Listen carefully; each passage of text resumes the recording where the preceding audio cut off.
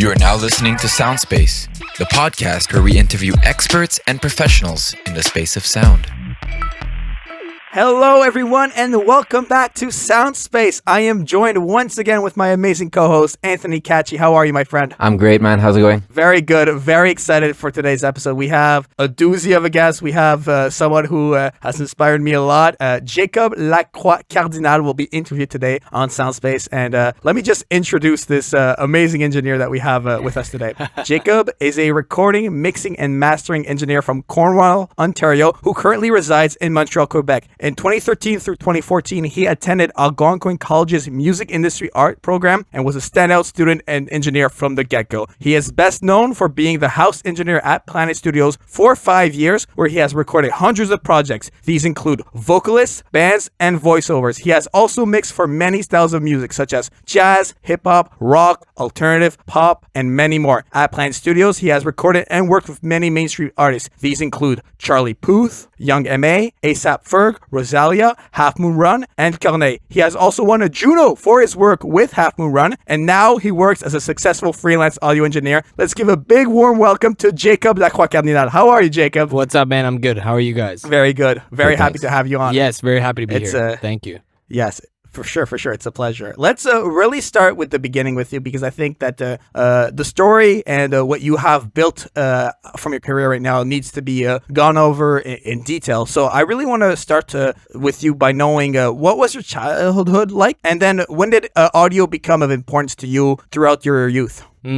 I would say, so I used to be in a metal band back in high school. So that's kind of how the whole thing started. I was a vocalist for a metal band, and for a long while, I was recording my own vocals for the records. That's kind of how it piqued the interest. Back then, I was using, I think, Logic, actually, believe it or not. And so that piqued the interest, and that made me want to study audio, because I was like, man, doing music is fun. I think there's a career in this. So I went to Algonquin kind of like on a whim. I was just like, guys, Mom and Dad, I'm going to go to Algonquin. I'm going to study music. And they were really down for it. So I went and did the program. And then continued my band for a little while. Had a hard time finding work in Ottawa because, let's be honest, Ottawa doesn't have the music scene that Montreal does, unfortunately. And so I moved to Montreal fairly quickly, about after a year of graduating from college at Music Industry Arts, which, by the way, Jaian also attended. A year after. We missed each other by a year. A year after.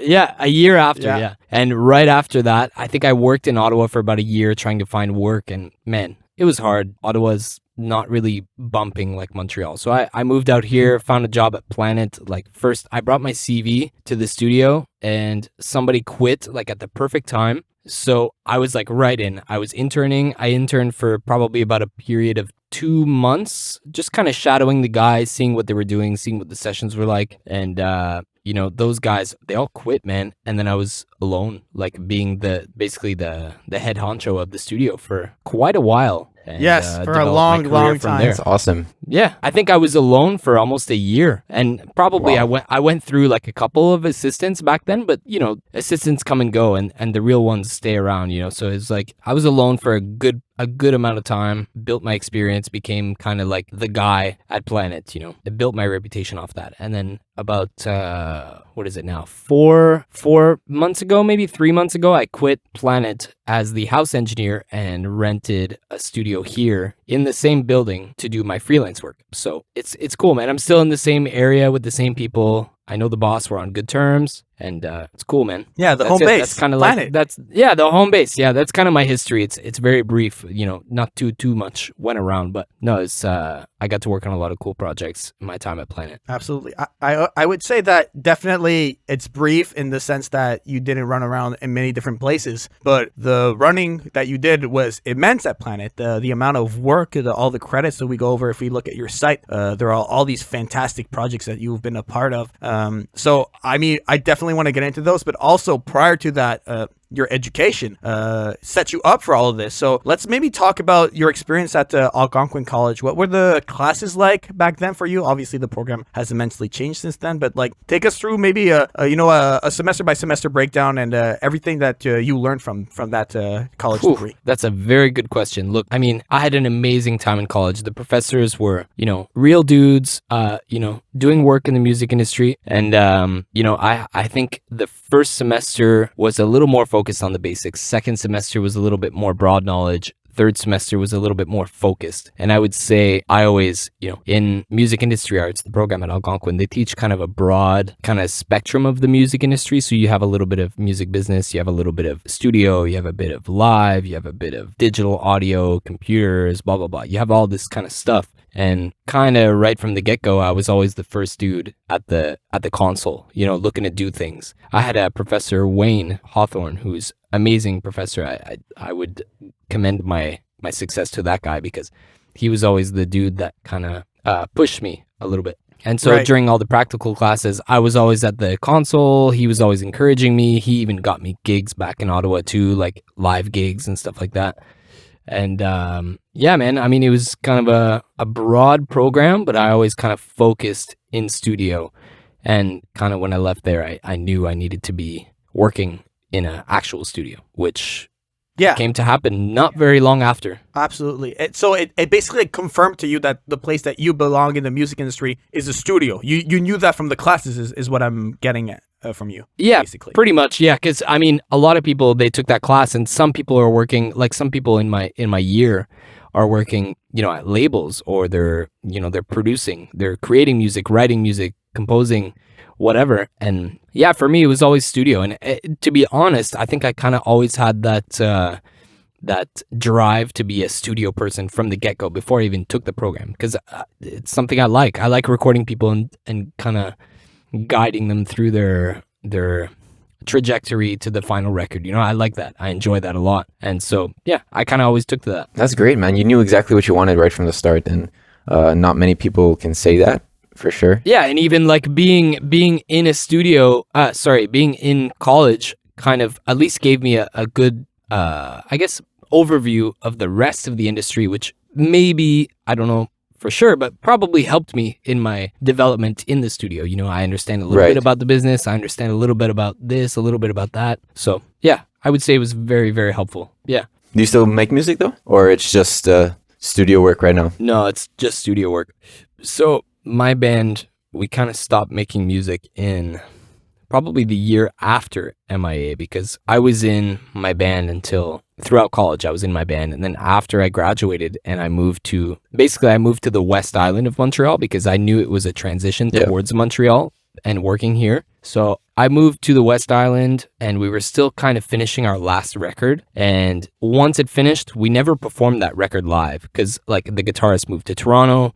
Two guys still lived in Ottawa. One guy still lived in Cornwall, where I'm from, which is where the band was formed originally. And I was in Montreal, so it was very hard to like coordinate everybody. And we kind of we put out the record. We had like a minimum of success with the record because it was a good record. And then we kind of went our separate ways. And so I don't still do music. I do sing, and occasionally I'll help artists with their vocals and, melodies and top lines and, stuff like that. But I don't actually play any instruments. Maybe going back to your band, let's maybe detail it a bit more. What kind of music did you guys make? And, what was your experience? I know that you said that the second record, the final record that you guys did never saw a stage, but did you guys do a lot of shows? Did you play a Maverick? What was the lowdown? Yeah, we did. So when my band was called Through Lucid Eyes, this is probably close to 10 years ago now.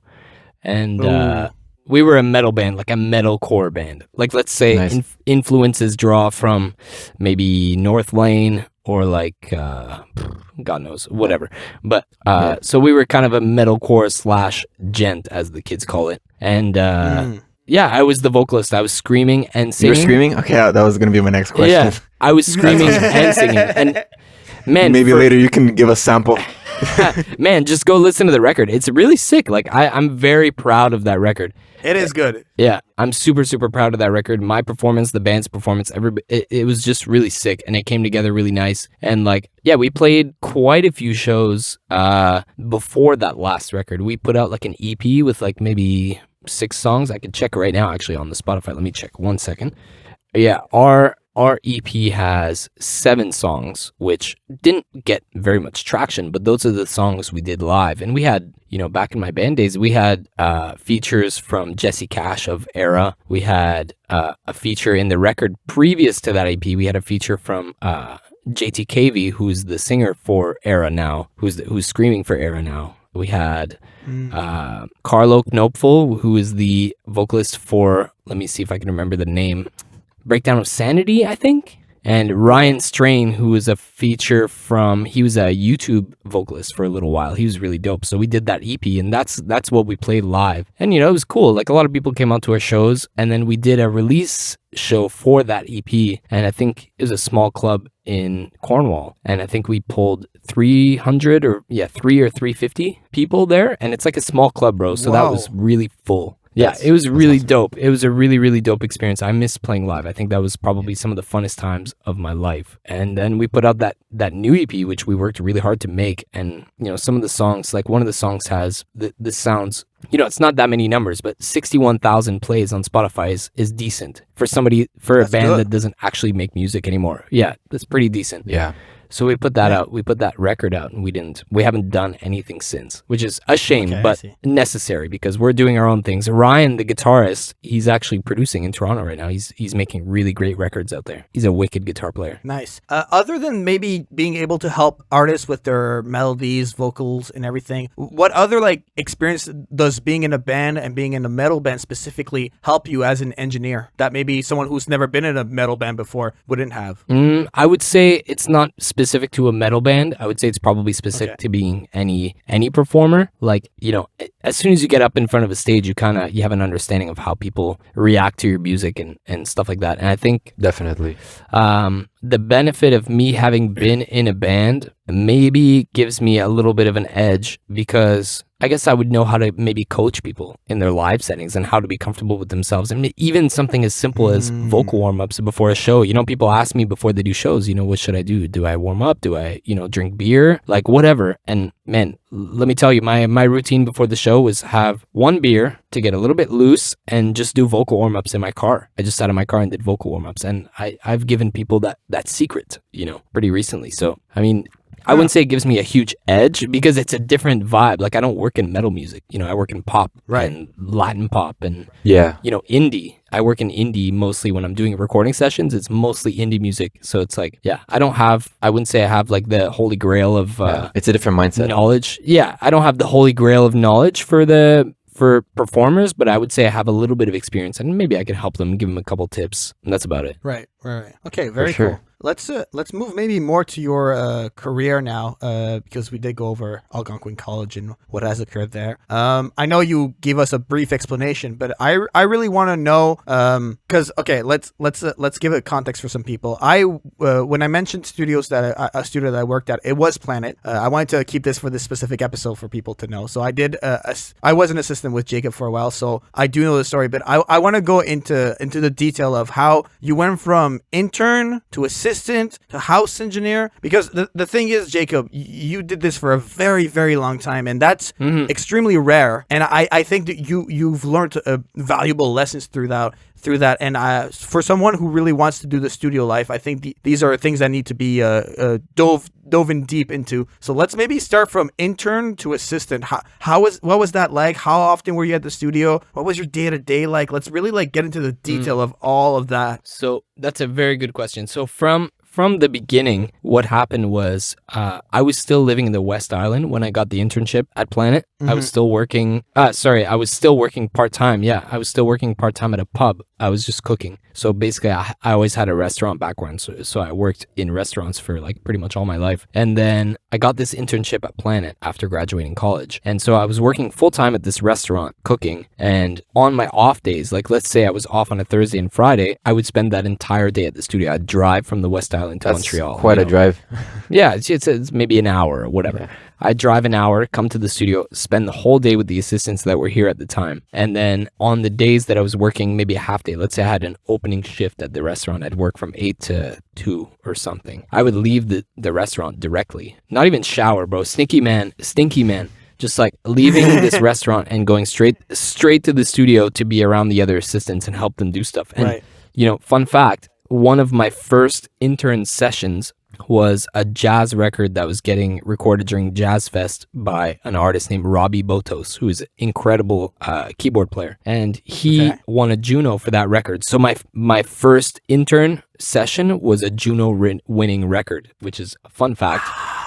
Obviously, I was chilling by the coffee machine half the time, serving coffees to these dudes, but like it was cool, man. And Jaian, you would know the engineer who did that session. It was Nick. Really, Nick did that. Huh. Nick Roberge. Yeah, Nick Roberge, who works next door. He came over and did that session, and that damn record won a Juno, man. Yeah, and it won a Juno. That's fantastic. Okay, and then so what other sessions? Yeah, so my transition from I'll go back to your question. I'll try and stay relatable here, or stay related to the question. I mean, so I was an intern for, I would say, maybe a month, a very short period interning, because the guys I started interning under quit very quickly because they were off doing their own things. The guy who trained me, Marc-Antoine, he is doing live shit now. Like he's been doing live sound for a little while. So he was already kind of stepping into that territory when I started. And so he quit, and I was kind of like, I was alone with another guy for a little bit, like maybe a month, and then he quit. So my transition from intern to assistant kind of came forcefully in a way because everybody left. So I had no choice. I had to start doing the sessions, and it's like,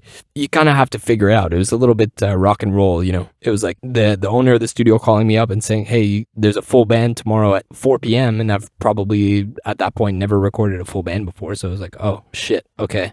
So I'd go in 4 hours early to make sure everything worked. Yeah, you know, that was the transition. And then from that, the funny thing is the transition from intern to assistant, kind of like it was that same transition was kind of also the same transition from intern to engineer, because I didn't serve as an assistant for an extended period of time. It was like from intern to assistant, I was also engineering at that time. So there was no fine line. There was no progression naturally. It was just finish interning and then start recording stuff, but also, assist the owner or assist other engineers coming into the studio. So it was kind of I was kind of thrown into the fire a little bit. That must have been fun. Right. And maybe can you describe that feeling of being thrown into the fire? Because I know that feeling of being thrown into the fire, but can you vocalize that to someone who's never been in the fire and who wants to maybe work in the studio? What's the fire like? Let me tell you, you gotta have a constitution of steel. I don't know if constitution is the right word, but you have to be tough, man. You gotta have balls. You gotta be thick-skinned, because that's a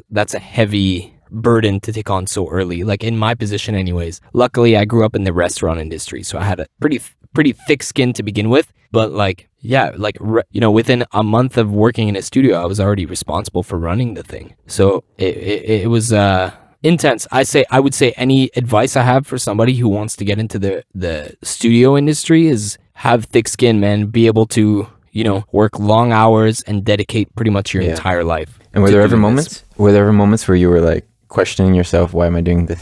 Or it was fully... I would say I was 120% into it from the get-go. Yeah, that's what you need. Let me put it into perspective. So I had a girlfriend when I moved to Montreal, and within no hate to my ex, she was great, she was awesome, but I was so focused on my work that the relationship didn't work out, because I was just 130%, it was I was here for 15 hours a day every day of the week, and that was life, and I was cool with it, Yeah, absolutely.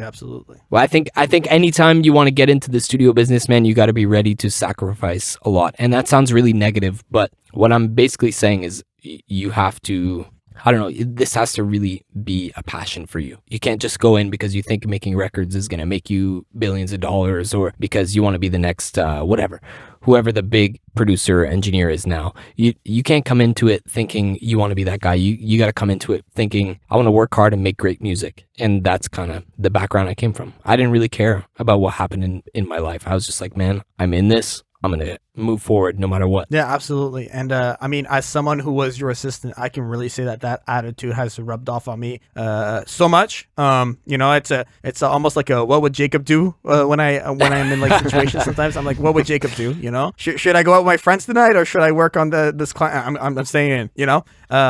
I also want to go back to you said that what you described earlier was a bit negative to the studio, you know, sacrificing all this time. Yeah, it sounds, yeah. What I'm saying sounds really negative. Like, you know, people are going to listen to this and be like, oh, geez, like he suffered to be where he is today. But it's not true. If you're passionate about studio life and, you know, the music industry, it's not that hard, because no matter what, whether you're at home or you're at the studio, you're dedicated to music. You're always doing something on your laptop. You know, you're always making music or mixing something. Like it's just all your focus becomes the studio. And I think it's a positive thing for the right people. I think the wrong people, you know, they don't necessarily survive in the day-to-day studio life because it's hard. You have to make sacrifices, but at the same time, if you're passionate like I am and like you are, Jaian, like about the studio life and about the industry, it's no problem. Like I had a lot of fun here. Like I don't regret a single moment at the studio. Absolutely not. No, I'm with you on that 100%. As someone who's been literally in that facility, I know exactly what you mean. But my question would be, and I think you kind of answered it already, but if there's any other point you want to touch on the positives of being that dedicated and being an engineer at that studio, outside of what you've sacrificed, what did you gain? Like what's the upside of this for you? Oh man, like just tons of experience. Customer, you know, I want to say customer service, but I wouldn't say it's customer service. It's just knowing how to be around clients. You know, spending 5 years in a studio, you're around really good people all the time.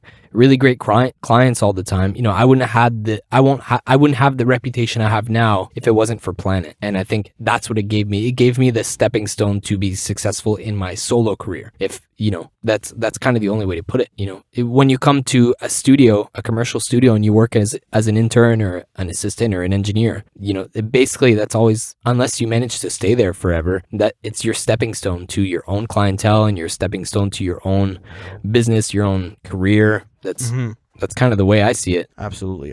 Well, you kind of touched on it. Like, how was your day-to-day like at Planet Studios? Day-to-day, let me tell you. So, day-to-day, wake up I was always here at 9, no matter what was going on. If there wasn't, you know, if there was a session at 4 p.m., I wouldn't care. I'd come in at 9 anyways, because I just liked spending time here. So I would, you know, get up in the morning, have a coffee at home quick, take a shower so I don't smell bad, come to the studio, and then just chill here, man. I would like do stuff. I would like organize things. I would like clean up, you know, cables or racks or test stuff that maybe didn't work the session prior to that one. So I was just like, I was always doing something. I was there pretty much all the time. My day-to-day is just one long day for 5 years. You know, there's kind of no way around it. I was just there all the time forever, basically. Wow. Yeah, that's like have coffee, lots of coffee. Let me tell you, that's the secret. Lots of coffee. I drank so much coffee at that studio.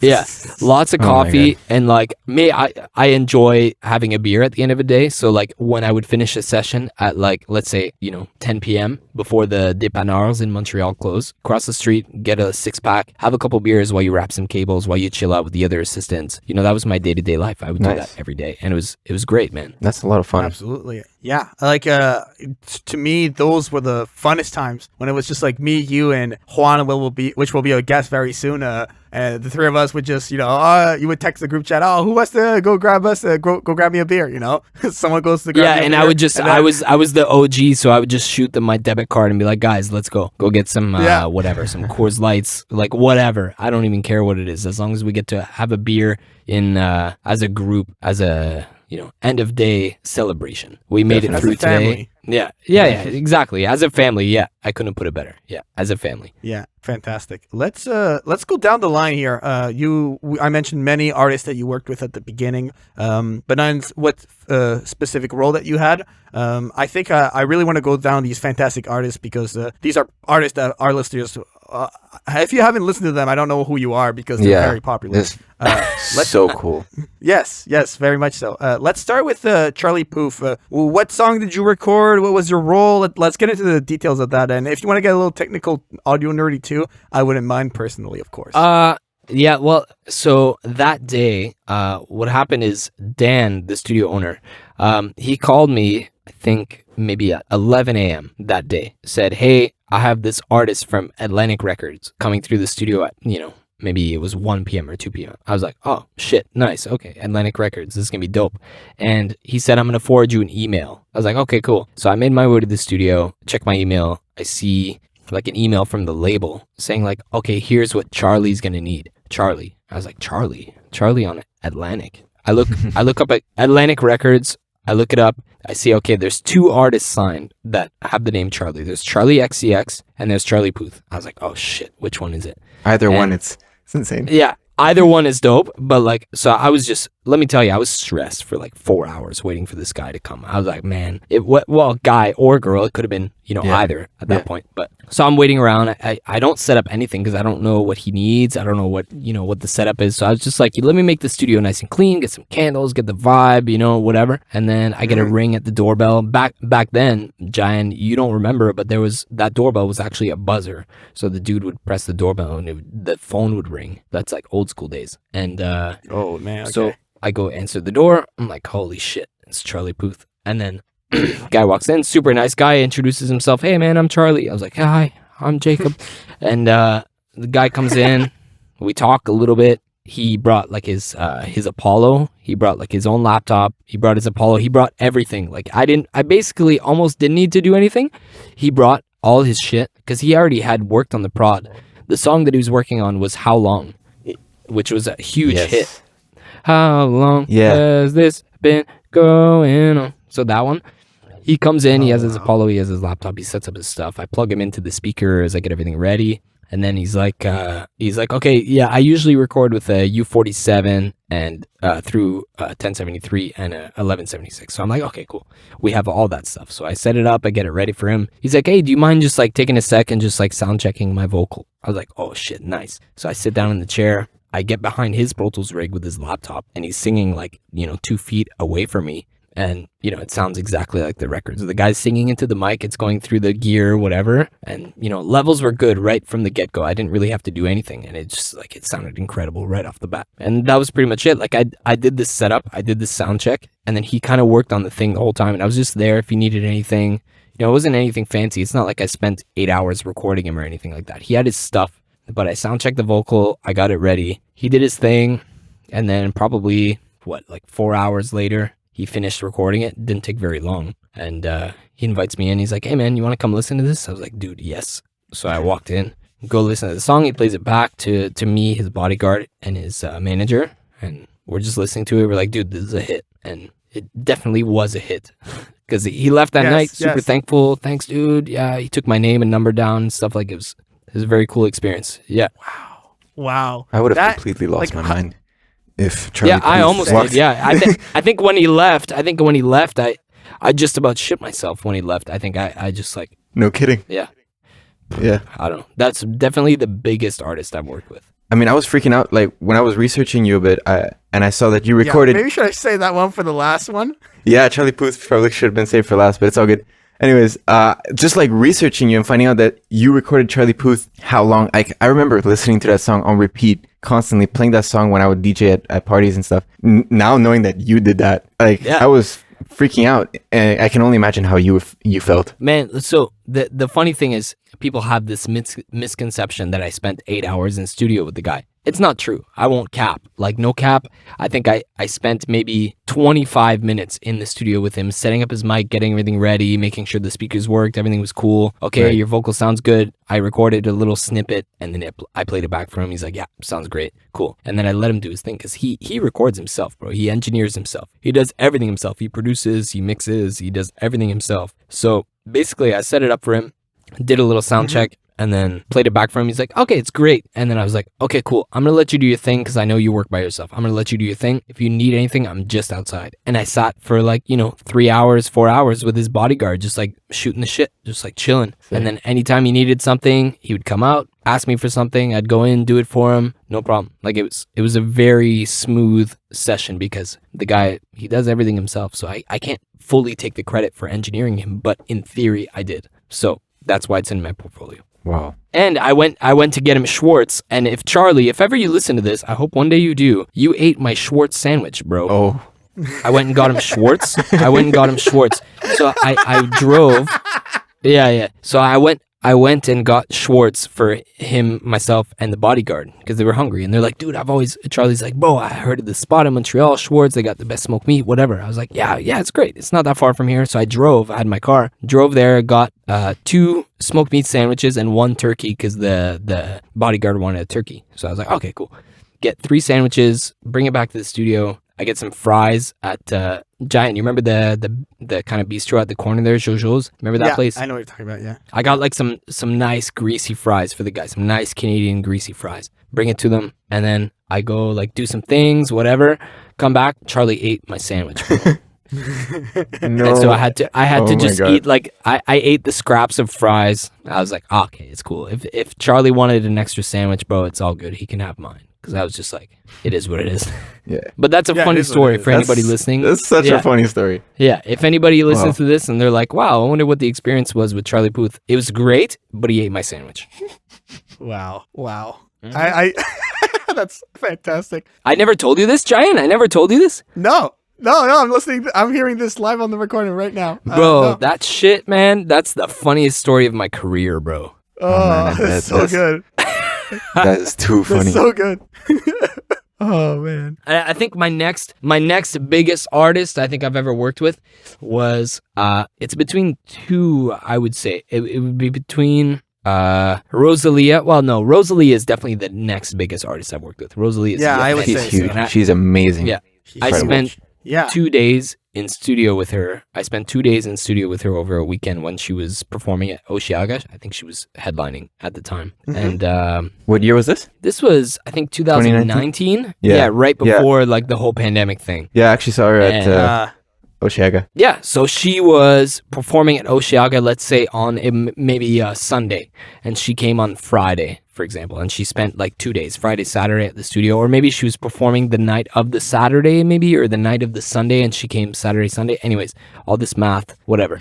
But she came for 2 days, and we did a song called, it's called Yuroke. I hope I'm pronouncing that right.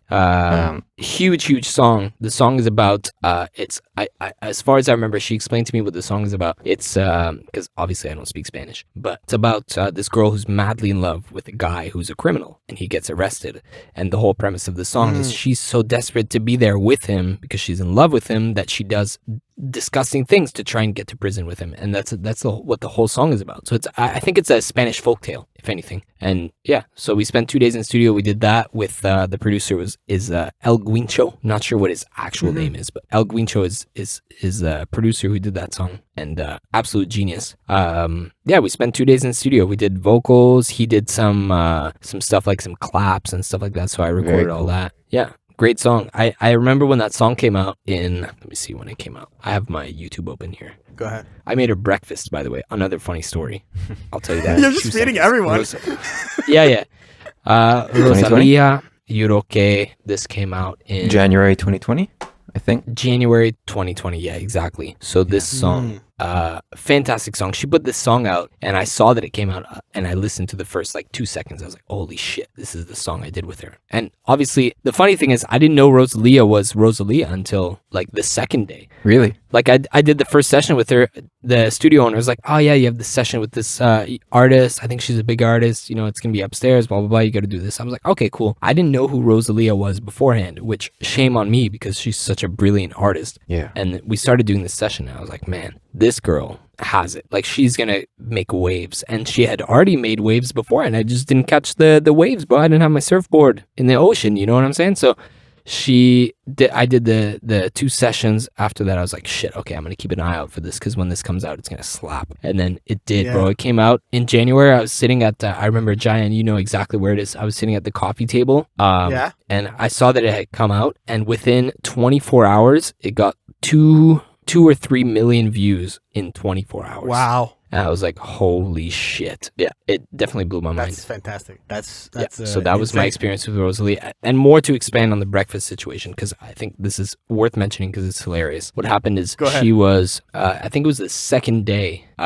she was hungry. She wanted breakfast. And I was the engineer / like caretaker for this session because I was like the one-man wonder of the whole thing. And she wanted breakfast and she asked for eggs, the basic, like, can I just have can you just find like, a place to order like eggs and avocado, like something super simple. I was like, yeah, I got you. Couldn't find anywhere, bro. I drove all over the place. Couldn't find egg and avocado, like in a plate, like in a fancy thing. So what I ended up doing was, Jaian, you might remember there was a hot plate at the studio. So there's like this white hot plate that we used to plug in, and we had a pan. So I went and bought eggs, I bought butter, I bought an avocado. Wow. We had salt and pepper. I made her breakfast. I brought it upstairs. She was so thankful. She's like, wow, this looks amazing. I went all out, bro. I had like the parsley and shit, bro. It was nice. And I made her breakfast. We ordered her Mandy's salad later on. And she had a great time, man. And we had a great time. It was really dope. And I hope she comes back soon. And I would love to work with her again because she's just like, she's next level. Nice. Wow. Yeah, she is an incredible artist. Big ups. Incredible artist. Absolutely. And the funny thing is, another little nugget of knowledge is she left for Osheaga, like she went to perform, and me and her producer El Guincho, we sat in the studio for an extra like 3-4 hours, and we were running her vocals. Jaian, you could relate because you'll nerd out to this, but we ran her vocals through a bunch of effects like the H3000. We ran her vocals through the 240 plate, the 140 plate. Yeah. Like we did a bunch of effects with her vocals with the producer, and I gave him all the like wet reverbs, like here. Damn. Take them, do what you want with them. And I hear those reverbs on the record, which is sick. Wow. That's amazing. For sure, we're going to touch So on I know gear. that, Jason Joshua mixed my reverbs, bro. Okay. If anybody knows who Jason Joshua is, I know, nobody, maybe you guys don't know who Jason Joshua is, but he's like the GOAT. He mixed like Despacito and all that shit. Okay. Nice. Wow. That's fantastic. That is, you're like passing the football over to like one of the biggest out there, so that's insane. It's great. Who should we jump to next? We still have 4 more that we mentioned earlier. Jacob. Well, I could do like a quick, I have the doc open here. I could do a quick little run through of the other ones. I would say my next biggest one after Rosalía, well, let's say Half Moon Run was actually the biggest, because not necessarily that Half Moon Run is the biggest artist I've worked with, but Half Moon Run was definitely the biggest experience, because Half Moon Run spent probably close to 2 months in studio. Wow. And so I spent 2 months with Half Moon Run, who not only is probably the greatest indie band of all time, in my opinion. I love those guys. They flew in an engineer from LA called Joe Ciccarelli, who did Alanis Morissette. Yeah, he did Morrissey. He did so many amazing records this guy did. And he was at Planet with me. I was his engineer. I was his assistant engineer, I guess. And I spent probably close to 2 months with these guys. They did a run of 2 weeks first, took a little break. Then they did a run of about 4 or 5 weeks. And then they did another run of 2 or 3 weeks afterwards. And we did God knows how many songs. But amazing experience. We got to spend every day with these guys. They were doing shows in Montreal afterwards. And we got tight. We spent so much time together. We got tight. And like their manager, Marie-Ève, was hitting me up with tickets. Like, oh, dude, the guys are performing at this place. Do you want to come? They would love to see you, blah, blah, blah. So I was like, shit, okay, nice. And I would go spend time with the guys. And we'd go to the shows and like hang out. It was awesome. We had some amazing experiences together. I would say that marked me for my life, and that was the record that won a Juno, and that's why I have a Juno, because I worked with those guys. Yeah, that is so cool. That's fantastic. That's 2 months in studio with great people, and they won a Juno deservingly, because that record was just absolutely slaps. Amazing record. Absolutely. I do want to highlight when you got the Juno, I was there. I will remember the moment someone delivered it to you. You were outside in front of Planet. Sam delivered it to you, and you were just having a smoke, and you're like, oh, here you go. And you're like, what's in the box? And you just open it, and you're like, that's my Juno.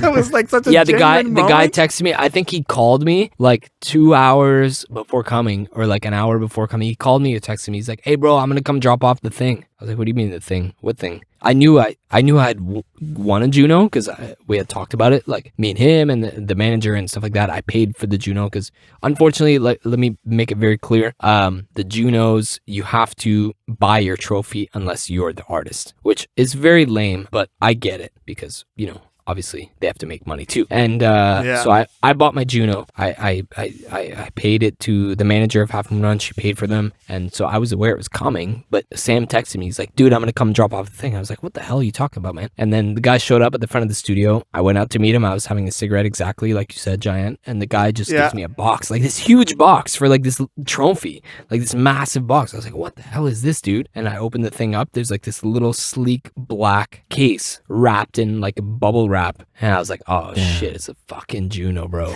And now I have a Juno in my apartment. Yeah, that must be something fun to display, to show off. I thought about bringing it to the studio and leaving it here, but like honestly, that's like my baby, bro. Like I don't want like somebody to like trip on it or like destroy it. No.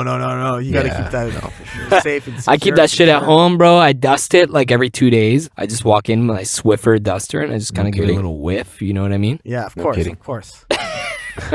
And then if I had to move down the line, so Half and Run, definitely craziest experience. Charlie Puth, biggest client for sure. Rosalía, probably the biggest client as well. They're both like, they're both amazing. Then I did a very short. Yeah, go for it.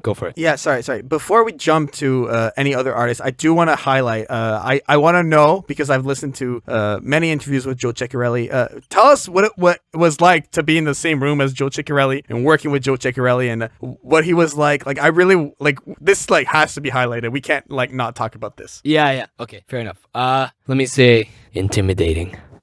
This guy had massive success in his career, and let me tell you, like it was. I remember waking up the morning on a Sunday. I'd slept at the studio the night before because I got the place ready with Jordan, my good friend and co-engineer at the time at Planet. Mm-hmm. We got the studio ready for Half Moon Run. We got some stuff patched. We moved some shit around, whatever.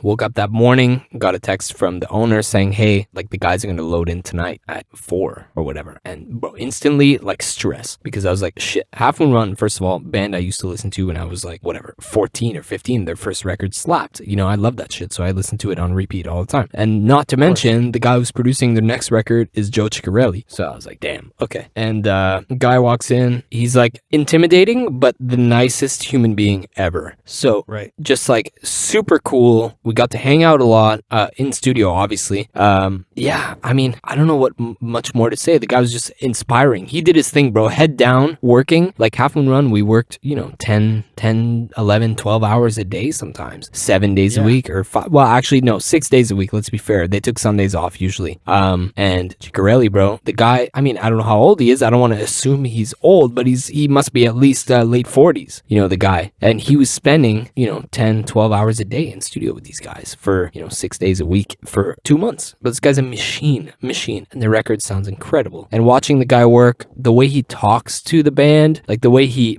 I took a lot of inspiration in the way he talks to the band about his opinions and his points, because he never forces anything on anybody. He'll say, look guys, I think this is the way to do this, but if you think this is the best way, let's try it, and if it doesn't work, let's try my idea. And I thought that was a very respectable way to operate a session. I thought it was like the best way to please everybody. The guy has experience, bro. He's made, probably hundreds of records in his lifetime, or thousands even, and amazing records. So I definitely drew inspiration from, I would say my main inspiration I drew from Joe was the way he interacted with the clients. I thought it was amazing. Absolutely.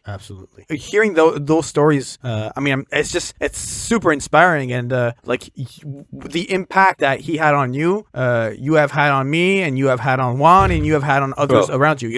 It's something that's like very contagious in a great way. Yeah, he made me a better engineer for like 100%. Yes. He made me a better engineer. 100%. And you know what? I emailed him when we won the Juno, and he was happy I reached out. And like, I feel like if ever I go to LA, I'm going to hit this guy up. I'm going to say, Joe, I would love to grab a coffee and catch up. And I'm sure he would say yes. He's that nice of a human being. No matter how busy he is, I think if I hit him up, he would be like, dude, let's get together. Let's have a coffee. Let's have a gin. Let's have a beer, whatever. Let's get together. He's that kind of human being. He's just like the best. Although he did not like winter in Canada. I will say that. Who does? The guy, the guy lives in LA. The guy lives in LA, bro. It's sunny, it's nice all the time. And the guy came to Montreal, and it was like he came at the worst time, bro. It was like late January, bro. It was like snowing and icy and shitty. I used to park his car for him because I was like, damn, bro, like if you walk on ice and you fucking eat shit, bro, that's gonna suck. So he would pull up to the front of the studio and he'd come in, I'd let him in, I'd make him a coffee real quick, and then I'd hop in his car and go park it in the back because I was like, damn, bro, this guy's gonna get stuck in the snow, he's gonna hate his life. So yeah, it was interesting for him to be in Canada, I think. Yeah, I bet. Absolutely. So maybe next artist, which one would you say is your next biggest one out of the three remaining? I would say AP Ferg. Yeah, I don't want to take too much time on this because we spent a lot of time on my clients. We'll ask three. Yeah, I'm gonna breeze through these. So I'm gonna start with actually Corneille, believe it or not, because Corneille, that's my guy, bro. That's my G. So that used to be Dan's session. Corneille is a very popular Quebec and French artist. He does like R&B, kind of pop vibes, and I worked with him for a very long time. He's a really big deal in the French community, and this guy's the nicest human being. He brings his wife to the studio, like it's all vibes. And I don't even know how many records I've done with this guy, like maybe 3 or 4 records at this point. I don't even know. And amazing human being. Guy shows up prepared. We sit down. The workflow is insane. Jaian, you must have saw me work with Corneille once. Yes, you were an octopus on the Pro Tools rig. It was stupid. It was stupid. I had arms and fucking fingers, bro, growing from places you wouldn't imagine, bro. I was like doing everything all the time because his workflow is so efficient and so quick that any engineer could sit in the seat, even if you've been an engineer for 20 years and you don't know how to run Pro Tools, man, you're gonna shit the bed and you're gonna burn in flames. But like I spent enough time with him that I got very good at it, and we spent probably 2-3 years working together because of that. Because he has a workflow very specific. He likes to work on certain sections at a time. So it's like, okay, let's record the lead vocal. Let's record the lead vocal 10 or 15 times. I'm gonna come in. We're gonna comp it. Comping, I mean compiling or whatever the abbreviation is. Meaning like let's grab the best words from all these sentences and make it into one dreamy take. So we do that, and then he's like, okay, I'm gonna go back in, I'm gonna double it, okay, I'm gonna triple it, okay, I'm gonna harmonize it, okay, let's double that, okay, let's triple that, okay, I'm gonna do another harmony, okay, let's double that, okay, let's triple that, okay, I'm gonna do a third harmony, I didn't like that actually, can you cut the second half, let's just punch in the second half. Like it's just that shit for like 8 hours or 4 or 5 hours, and you gotta be quick, bro. This guy works, he knows what he wants, and I appreciate that. Guys are God. Absolutely. I love Corneille. Definitely. If you're listening to this, bro, I love you. Yeah, and he is a fellow podcaster as well. He did a podcast also, it's called Amour Suprême. Beautiful podcast. Yeah, go amazing. check it out. Yeah. Very great conversation with other artists. My next move, I'll move quickly through these. Young M.A. was fantastic because Young M.A., obviously dope rapper. She came in on, it might have been any day of the week, I don't remember, but she came in at night, like 8 p.m. session or whatever. Okay. And I knew it was Young M.A. There was no surprise. I knew it was her, so I was like, okay, sick. So I got the place set up, I got it ready, I made everything nice, and she came in around 8. She did 2 songs in. So one of her songs, let me just see. I need to validate this. But Young M.A., Smooth Criminal, we did that track. 2 million plays. And this came out on a record that she did called History in the Making. And I did, I think, 2 songs on this. I did Smooth Criminal and I did... I can't remember the other one. I did 2. And, I'm like, oh yeah, bro, that shit's hard. So anyways... She comes in at 8. She bangs out these two songs in like maybe an hour and a half. And we got her manager, Reem, behind me. Her manager, Reem, and her other rapper friend. I'm so sorry, I can't remember his name.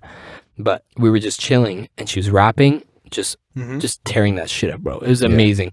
And she did maybe 2 takes of each song, and it was like that was it. And we just picked take 2. Like, there was no comping. It was just like, she did a 1 take of the whole song. She was like, I think I could do it better. She did it again. Okay, sick. That was done. That's incredible. Then she came in, she chilled. I just did a rough mix. And bro, I think we did maybe 2 hours of actual recording. And then they fell asleep so she probably came at like 8. We chilled for a little while. got things set up, did a little, we tried a couple things, whatever. Probably started seriously recording at like 9 or 10 even. And then after a couple hours, they just like, they checked out on the couch, bro. Everybody fell asleep. And I was just rough mixing until like 4 in the morning. I was like, bro, I got to make this nice. And I just rough mixed Young M.A. until like 4 in the morning. And then they got up, they were hearing me like bounce the last mix, and they kind of woke up and they were just vibing. Then they left. It was like super nice. Reem was like, bro, thank you so much for your work. A guy was super cool. They left, sent them the rough mixes, and that was that, So Young M.A. was like a very quick, like one-time thing. And the same thing with AP Ferg. AP Ferg was like, guy showed up, like super OG, bro. The guy showed up at like 2 p.m. on a, Thursday or something to come work. He showed up at 2, he left at 6. Like he did a 4-hour session. We did 2 songs. We did a feature. I don't know if I'm allowed to say this. I hope I don't get sued for this. But he did a verse for, basically there was a song called Hips, which I'm not sure who it's featuring, but he did a song called Hips, and there was a feature on it. It was Nicki Minaj on the second verse, and Nicki, he wasn't sure if Nicki was going to hop on it for real. So he did a verse just in case. He did a second verse just in case. So we did that second verse in like no time, like not even an hour. Took a little break. He had some food. And then we did another track called, what was it called? Let me see. Floor Seats. The song was called Floor Seats. Dope song. Okay. I recorded the chorus for that. And it was just the chorus. Basically, he came for like a quick 4-hour session, and he had like a couple songs to finish up, like little things to patch up. And so we did that session. It went super well. There was these dudes downstairs recording who recognized him as he walked out, and they chased him outside. Oh my! It was like really awkward. And biggest bodyguard I've ever seen in my life. This guy T Nice, bro, jacked, bro. This guy, super dope dude, nicest guy. I hope to see those guys again. I remember while we were working, T Nice was like, "Yo, Ferg, we should bring this guy back to the studio in New York," because Ferg was building his studio in his house in New York, and I was like, "Oh shit, okay, this guy's gonna fly me out or whatever." It never happened. I don't want to assume anything, but they were talking about it. I was like, "Damn, bro, that would be sick." So we got along super well, man. Like these guys, like we had a really good time. They did 2 bops at the studio. It was super sick. That's nice. That's awesome. Very cool. Yeah. Very cool. So, and I would say the other underrated one that I didn't put in my portfolio because I didn't actually really do anything. Okay. Was Migos. They came to the studio for no way. About I did want to mention like it, but 36 hours. Yeah, I remember. Yeah, they came for like 36 hours. And what? Man, that was a session and a half. So these guys show up at. Sorry, no hate, but they had a show that night. So they finished their show probably at like what? Fucking midnight. They had a show with Drake. They were doing the show at the Bell Center with the Ferraris floating in the air or whatever the hell. Oh, okay, yeah. So they did that, the Scorpion tour, right? Yeah. And they booked a session at the studio that night, and I knew it was the Migos, so I knew it was going to take a while for them to get there. So the label booked it at 11 p.m., I think, 11 p.m. or 10 p.m., and they didn't show up until close to 3 a.m., after the after party, like they went and had a little after party, and then they dipped and they came to the studio. They came to the studio, bro, like right away. Like this is so mean to tell this story. I hope I don't get in trouble for this, but they came to the studio and they just went to bed. Like they just came. I opened the door for Offset. It was just Offset at first. He came in with like his 6 bodyguards. They came in, they just slept. They went right on the couches, they went to bed. The engineer, his name is, what's his name? I can't remember his name off the top of my head, but they had their own engineer. So the guy came in, set up the Pro Tools session. I got like a C800 ready for the guys to, whenever they wanted to record, at least it was ready. Got it ready. The guy was super nice, super appreciative. We like chatted a little bit. And then, by then it's like 4 a.m. and I'm exhausted. And I kind of I sit at the kitchen table and I kind of fall asleep. And the engineer kind of did the same thing. He was like chilling in the chair at the Pro Tools and kind of fell asleep. And within, I think by 8 or 9 a.m., everybody's up, bro. They want McDonald's, and they start recording, like, straight away. And Offset does a verse for, I can't remember who it was, but he does a guest verse. Quavo shows up. Quavo chills. They have a talk. And the funny thing about this story is that I'm chilling at the the lounge table. I'm chilling there. my head down. I'm exhausted, man. I'm really tired. Didn't really sleep. And I'm kind of just on my phone, like just chilling while they're talking. I don't realize that they're talking about business. They're talking business shit, like, real shit. And Quavo looks at me. He's like, and you, who are you? I was like, hey man, I'm Jacob. Nice to meet you. And I put my hand out to shake his hand, and he doesn't shake my hand. And he says, I don't appreciate you listening to our conversations. And I say, okay, no problem. I get up, I leave, and bodyguards are looking at me like, ooh, shit. So I sit outside on a chair. They continue their conversations. It's cool, whatever. Give them their space. And then as they go to leave, Quavo says, I appreciate you, bro.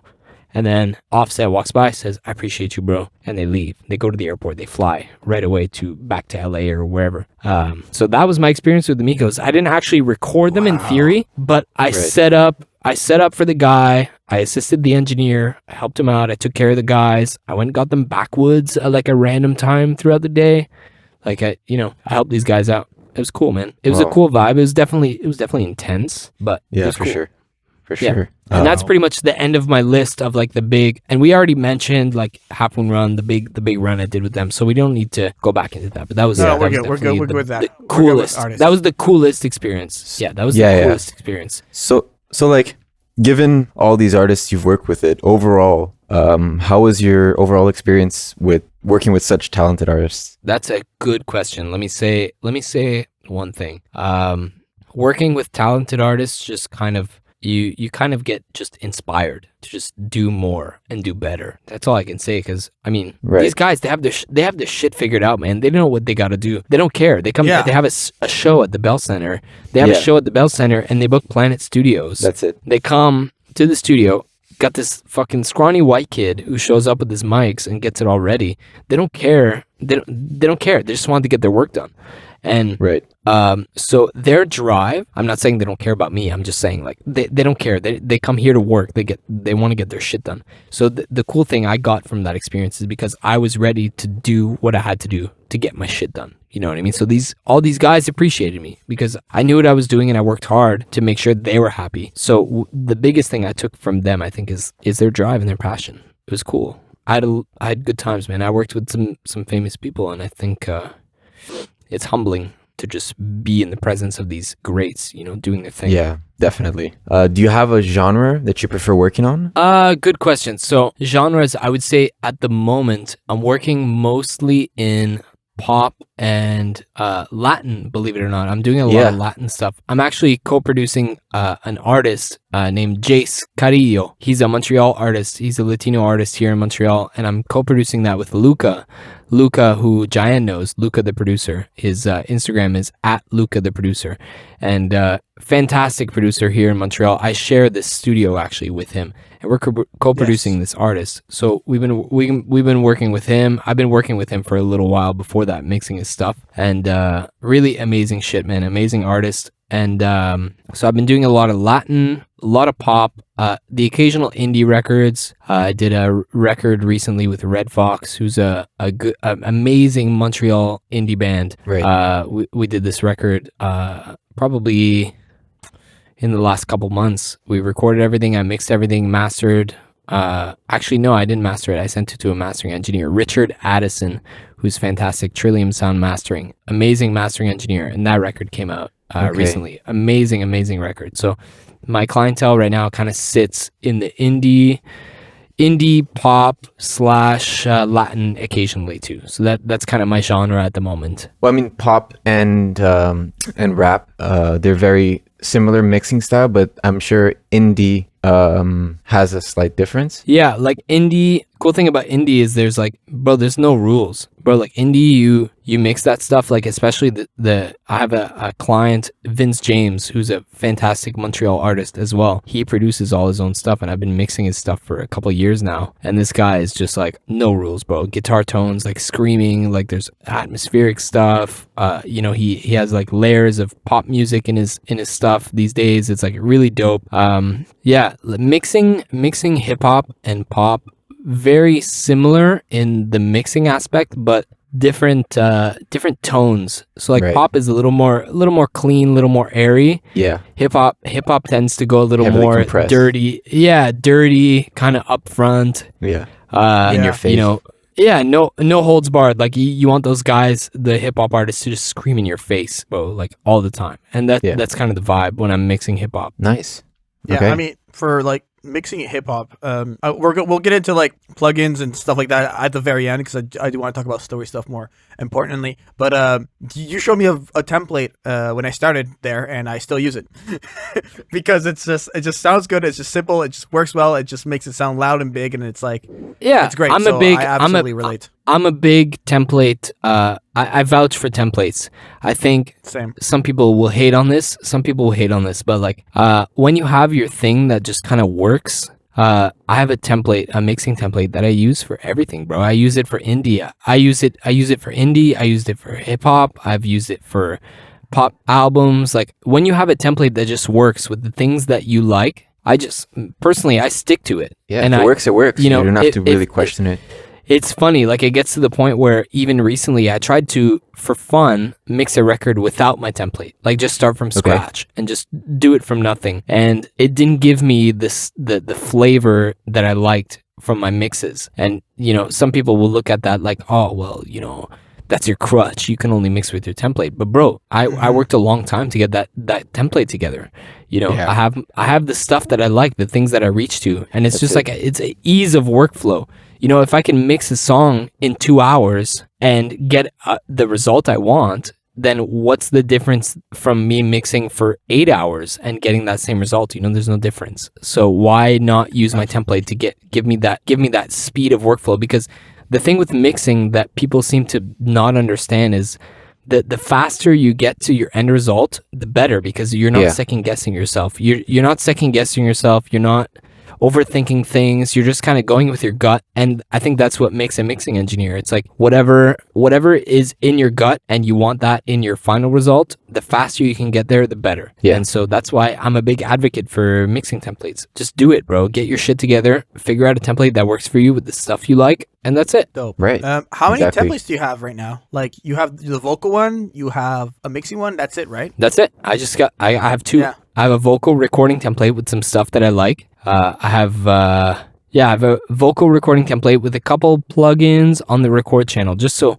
I think what's important for artists when they're recording is that what they hear in the headphones sounds like a record, When they're singing or rapping or whatever, they need to hear it as if it was like, that's it. It's going to Spotify, like live. You know what I mean? They need that feeling, and it makes them perform better. So my vocal recording template is a little bit of that. It's a little bit of compression, a little bit of EQ. There's some multi-band stuff in there. Like reverbs, delays, whatever makes the artist comfortable. I want that in the recording template because I want them to deliver the best performance they can. And so that's my recording template. And my mixing template is very simple. It's the shit I like all the stuff that I like in my buses and whatever, my parallel compression stuff, my effects. It's all ready. It's all there, easily accessible, and it makes my workflow like so much better. 100%. I just want to comment real quick on the vocal template. The success I've literally witnessed it on rappers. This one time, it was like one of my first solo gigs at the studio. A group of rappers walks in. We have a C800 mic, and I have like all the reverbs, the delays on. Like Jacob's like, I just opened the template, like I didn't touch anything yet. The guy just goes on the mic and he just like talks into it. He's like, I'll say it in French because it's so much funnier. He's like, oh my god, j'ai l'impression d'être dans les Appalaches, which is like a forest because of how like fantastic the reverb and the delay was sounding. And he was like, this sounds so good. So I really think it touches to the point you were saying earlier that like you want them to feel like it's Spotify ready as they're recording. Bro, it's like the thing that engineers often overlook is double checking what your shit sounds like before the artist gets there. Like it's part of my preparation. I get my template ready. I get my mic ready, my preamps, everything's good, everything's patched, everything works. I go to the microphone, I put the headphones on, and I pretend like I'm singing. Or I sing, in the mic because I want to hear what they're going to hear. I mean, it's all having a sense of organization. Yeah, and sometimes I go back and forth, like between the booth and the console room. Like I'll go back and forth to adjust stuff, reverb times, EQ settings, blah, blah, blah. Obviously, EQ settings, it's very specific to the guy who's singing. But yeah, of course. Like the guy or girl, I should say. But whoever's singing, it's like you have to make sure it's comfortable. As soon as they put the headphones on, it's got to sound good. There's got to be no problems. You don't want one side of the headphones not to work when they put the headphones on. You got to make sure all your technical shit's out of the way, because as soon as they step on that mic, it's very intimate. They're about to, spill their soul to you. Who knows? They might have been working on this song for 2 months. Who knows? So you got to make sure they put those headphones on. It sounds like, amazing. Definitely. And, you got to take the time to do that. And some engineers don't do that. They just, they have their settings. They leave it there. They don't touch it. The client puts the headphones on, and it's like all of a sudden one side doesn't work, or like there's too much reverb, or blah, blah, blah. It's like that could really off-put a session. Yeah. I don't want to throw shade to anybody, but that sounds a little bit lazy. Preparing. It's lazy. Like, you got to prepare well. You got to make sure that when the artist puts the headphones on, there's no issues. Because as soon as there's an issue, they start to doubt you. And the minute the artist doesn't have trust in their engineer, session's over, man. Mm-hmm. You might as well go home at that point. Yeah, I know exactly what you mean on that one, for sure. I agree. For sure. Let's jump to another point, because we do talk a lot about the studio stuff that you've done. But recently, you've been doing a little bit of live audio, and you've become someone who works freelance. Do you want, maybe before we get into the live part, do you want to talk about the difference between having a room and doing your own work and being a house engineer? What's the difference for you? Like, what are you noticing? Good question. So definitely a different vibe. As far as, let me get real, like career wise, for anybody listening who's looking to make this move or whatever, it's a big jump. Like, working in a commercial studio for 5 years as the house engineer, and you get comfortable with that. You start to learn how things work in that I guess aspect or domain or whatever you want to call it. But you start learning how things work there, and then I had been at the studio as the house engineer for 5 years. It was about time. I had my clientele, I had my shit together. I rented a room here with Luca. We have a couple microphones and stuff. I would say the biggest change was lifestyle, where as a house engineer, and basically I wasn't only the house engineer, I was taking care of the studio. I was like the studio manager, caretaker, house engineer, whatever you want to call it. I was doing everything. /chef. Yeah, I mean, there's nothing wrong with that. It's fine. But like, when you go from being that guy to being the dude that just has a room and freelances, and I was as busy. Like, there was no change in my work schedule necessarily. It's just, what happened is I wasn't coming into the studio unless I had a session for myself. So what changed, the biggest change for me was, like, let's say, how to put this? I was as busy, but I wasn't just in the studio all the time for no real reason. When I was working as the house engineer at the studio, it's like I was doing everything, man. I was like, cleaning toilets, but also engineering Rosalía. Like, I was doing everything in between, and going freelance was a big change, because now I have my space. I know my space is going to be clean when I come in. I know my shit works. I know, it's like, if I have a session at 4, I'm not going to come in at 9 a.m. to the studio if I only have a session at 4. And the advantage too in my position is that I have a studio at home that I can work in. I can mix, I can edit, I could comp, I could tune vocals at home. And then I come here, I'll mix or I'll record vocals in my room. It's a different vibe. So the lifestyle change was significant, because I was working, I would say maybe I was working less. I was doing less hours in a studio. I was making more money, and I had more free time. I was just chilling. Yes. You know what I mean? Like, it's a different state of mind. And Jaian, I'm sure you lived through that too. Yeah, I did. It's a different lifestyle. When you're working for yourself, you make your own decisions. I took a month to go to Europe, bro. Like, I had worked for 5 years. I planned this trip with my mom. I was like, as soon as I went freelance, I started planning this trip with my mom, and I went to Europe for an entire month. That's amazing. Because I could. I didn't have to worry about stuff. I was my own boss. Yeah. So I had free time. That's it. I took a month to go to Europe. If I was still the house engineer, the studio would have fallen apart if I left for a month. So that's the big change in lifestyle. And I mean, as far as gear goes, of course, there's a big change, because You know, when you're the house engineer in a multi-million-dollar studio with a mic locker that's worth more than a villa in LA, you know, you get accustomed to that. You know, you throw up a $12,000 microphone on a wrapper, you know, it's going to sound fucking good from the beginning. Here, you know, you got to work a little bit harder, but with the experience that you get doing that for so long, you know what you want to hear. So even if you have a less than, you know, if you have I don't want to say subpar quality microphone, but if you just have like a normal mic, you learn how to make that work because of all the experience you have. So that was a big change. It's just the gear, being spoiled. I was spoiled, man. I had like tons of gear and tons of amazing microphones. Yeah, the best gear you could want. Yeah, the best gear you could want in this domain, you know, the best gear you could ever want. And then I go to my own studio where I have a modest setup, beautiful setup. It's cozy. Artists are very happy here, but I don't have, you know, the $40,000 vocal chain. You know what I mean? So that was a big change, but you make it work, you know, you learn to make it work. Absolutely.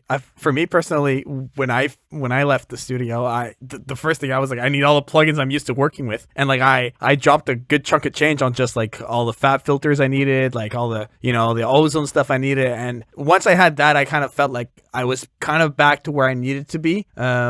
Personally for like my compositions, but I definitely understand that it's a huge jump. It's a big jump, especially like Jaian, you were there for a good year. I was there for imagine 5 years using the same shit for 5 years. You know, you get you get used to that. And the first session I did with my vocal mic that I bought for whatever $2,000 or whatever, I do that session and I'm like, shit, man, the vocal doesn't sound like I'm used to. Not that it's bad, it just doesn't sound like the way I'm used to hearing it. And it's nobody's fault. It's nobody's fault. It's just I don't have the tools that I had when I was the house engineer. So it's a struggle. It's definitely a weird thing. But naturally, you make it work. You know, with experience, you kind of make it work. And I was going to say something. I totally forgot what I was going to say. But anyways, continue, gentlemen. Well, I mean, since we're on the topic of gear, similarly, I would like to ask, what are your go-to plugins? What are some of go-to plugins? Yeah, some of your favorites.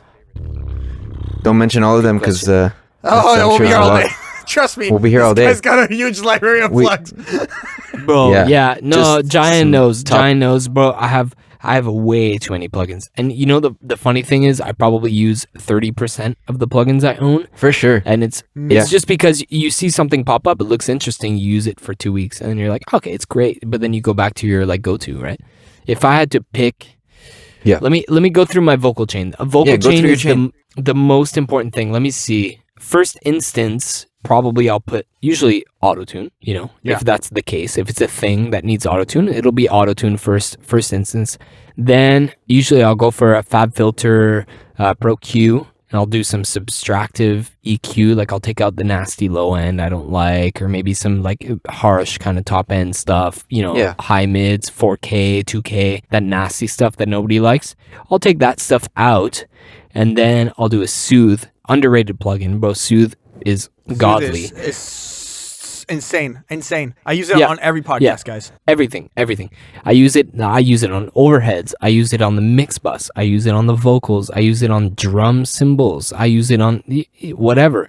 It's just so good. It takes out bad resonances in high or low end stuff, like whatever you want. You tell it what to do, it'll do it. So I use Soothe, and then right after Soothe, I'll usually reach for multiband compression at that point. I'll reach for a C4, or there's a plugin by Mic DSP called MC404, and it's essentially the same thing as a C4. It does kind of the same deal, but I remember seeing a video of Jason Joshua using it on Rosalía, actually, which is funny.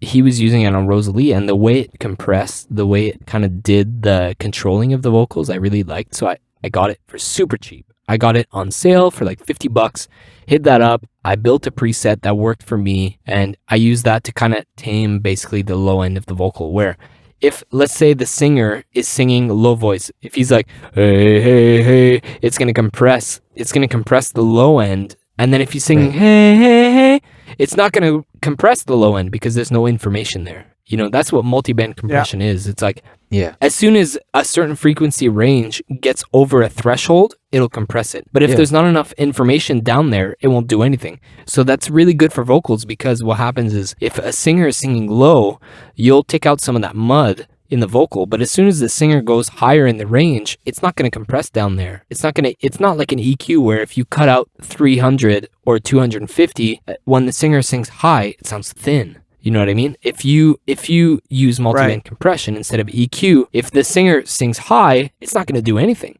If the singer goes low and there's information down there, it'll compress it and make it sound smooth. So I'll use that.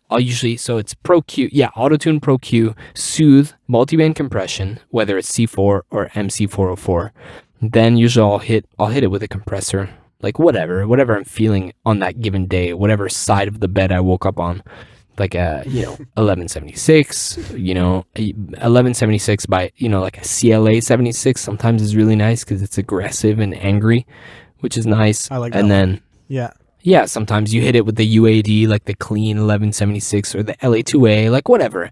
I don't want to go too crazy into the gear, but like I'll usually hit it with compression at that point where I've taken out all the nasty stuff I don't like. Then I'll compress the shit out of it, like the piss out of that vocal or out of the whatever. Usually I'm going to stick to vocal for this demonstration, but I'll just squash the shit out of it. And then after that, I'll hit it with usually, because compressors sometimes bring out some stuff, I'll usually hit it with another EQ, like another Pro Q3, and I'll just kind of dip out the stuff I'm not liking from that compressor. Whatever it brings out that I don't like, I'll dip it out. And then it's, maybe some saturation, maybe some EQ, like a SSL G channel from Waves, which I still love. I have a ton of SSL plugins, but I still go for the Waves one because it sounds amazing.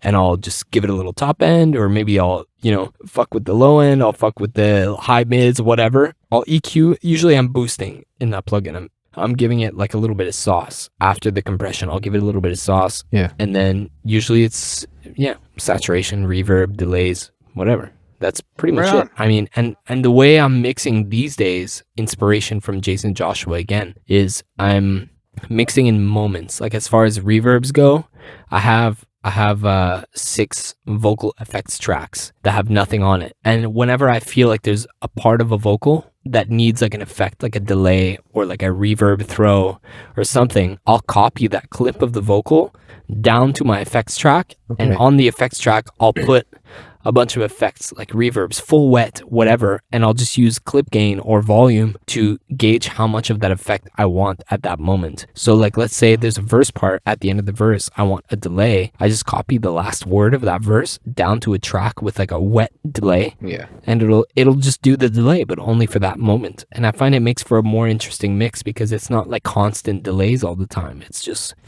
certain moments have certain effects. And, maybe you listen to that song and you connect with that effect, and maybe you want to listen to the song again because you want to hear that one effect again. It's cool. It's a fun way to mix because you don't think static. You think in moments. And to be honest, it's probably even better for your CPU. Mm-hmm. Yeah, big time. And you don't have to ride faders. Especially when you're running so many plugins, heavy plugins. It's not even about that. I bought a Mac Mini that's just like a beast. I don't have to worry about that. But like, it's more about the creative workflow. If let's say I have a mix together, and usually I do my vocal effects and stuff at the end. Once I get the blends nice. Yeah.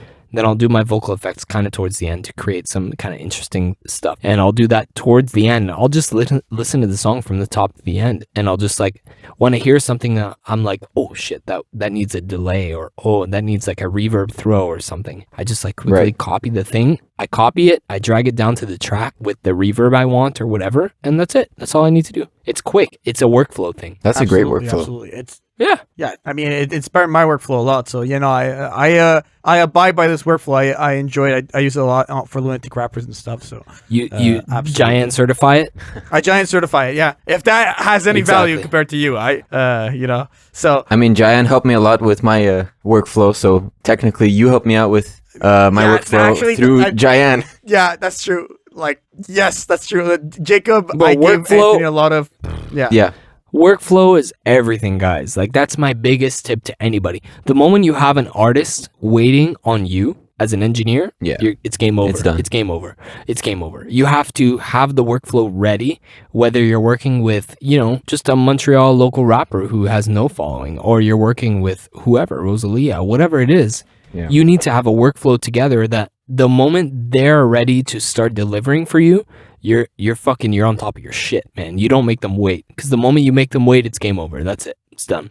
Definitely. I want to ask you about, we talk a lot about Planet Studios, but, and you're sharing a room with Luca now.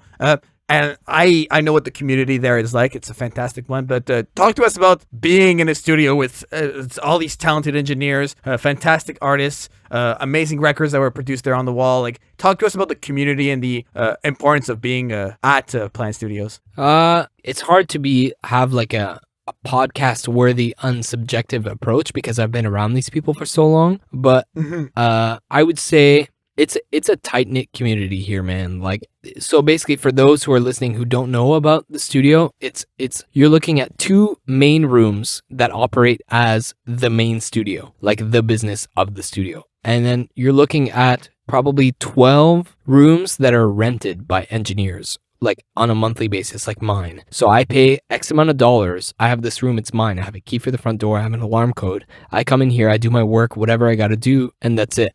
And so there's, 11 other people in this building that do the same thing. And I've been around these people for so long that it's hard for me to even describe it to you, but it's a family, man. Like, what, just yesterday, I went out, had a coffee in the coffee area, and there was G with his clients, and John was there, and Byron was there. All these dudes that work here, and we just had a chat, man. We had a coffee, we had a chat. It's good for the mental health. It's like all these dudes are doing amazing work, doing their things. Right next to me, there's Pierre Girard, who works on Galaxy, who works on Fred Fortin, who works on all these sick records here. And he's an inspiration for me. So you're working around all these people who are doing their thing, who are killing it in their fields. And it's inspiring. You go out, have a coffee, you talk shop, hey, what are you doing? Any free plugins these days or whatever, You just kind of shoot the shit, and it makes it, I don't know. It's like, if I were to work at home in my own studio by myself for the rest of my life, I'd probably hate my life, because I love these people and I want to be around people who are doing the same thing, who are going through the same shit that I'm going through. You know what I mean? Absolutely. Yeah, no, definitely. So it's a family, it's a community, and it really is. That's what it really is. Yeah, Jaian, you've been around these guys. I know. Yeah, I absolutely know what you're talking about. We take care of each other. Yeah, we do take care of each other in more ways than one. Trust me, Jacob's been there for me a lot, and I appreciate him as a human and as a coworker in audio. I want to also jump to because obviously now that you do freelance, you're not as much in the studio, and I have seen on your social media that you have started doing live audio work. Yes, and so I just really want to get into that. Like, how does it compare to studio work? How did you get into it? Like, just live audio is a completely different animal than studio. Oh, bro, yeah, it's weird. So let me tell you how this came about. So I did this record last year, the year before. It's been a minute. We did this record. The album is called Transestral, and it's basically a world music record, but with influences of indigenous people, throat singing, powwows, like, where there's, 3 dudes, like 3 indigenous dudes, like banging on a drum, singing like folk tunes. Like it's a vibe, bro. It's super dope. And I did this record 2 years ago, and the kind of director of the thing kind of hit me up. Jaian, you might have met her actually. Her name is Katia. You've definitely met her. Yeah, that sounds familiar. It does sound familiar. You've definitely met her. And she hit me up at one point and said, hey, we're doing some live shows during the summer and fall for this project that you recorded, that you did the album for. Are you down to do the live sound? I was like, I've never done live sound once in my life, but I was like, yeah, sure, why not? I'm down. I'm down to be a part of that community. Like, it's a very amazing community with really brilliant people. So I was like, yeah, let's do it. And so they bought me a live console, a Behringer X32 compact, like a little guy. And I was basically going around to parks in Montreal with the band and just doing shows with like a PA just kind of hooked up onto a battery. Like, it was like super, super minimalist, but also very dope. And we were doing these shows outside, and I was just mixing live. And the difference in workflow is that whatever you learned in the studio has to happen in 10 minutes. That's the big difference. Like, you have to make it nice, but in 10 or 15 minutes.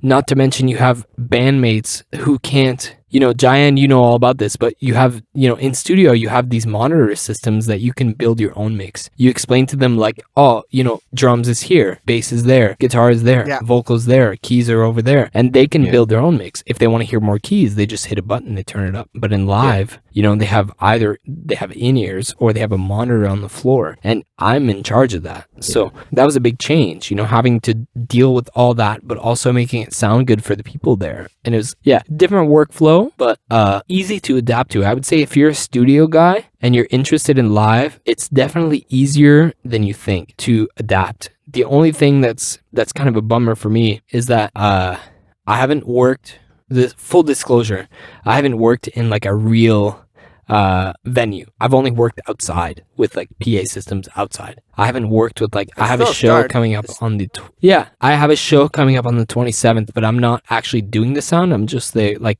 kind of technical director of the thing. But like, if I was put in that spot, that would be a different learning experience, right? Where you have to like learn the room. These guys that work in that room, that do live shows in that room every day, all the time, they know that room. They know how it works. They know the gear. They know the routing. They know all that shit. I don't know that stuff. Yeah. So, it's definitely a weird vibe where like if I have a buddy who works next door, Frank, he does live sound for Charlotte Cardin, who's a huge Quebec artist. And she tours all over the place. And he tours with her to do her live sound. He brings his console. Like he has a console that the label owns, and he just tours with that. And he shows up to the venue, he plugs the console in with all the, XLRs from the stage, and he just makes it work. And like this guy, bro, I went to see a show 2 years ago, Charlotte playing live, and it's amazing. It's a whole different thing. And I'm hoping to get there one day, but it's a different ball game. Like you got to be ready to eat shit and make mistakes. Feedback is the biggest thing to deal with in live.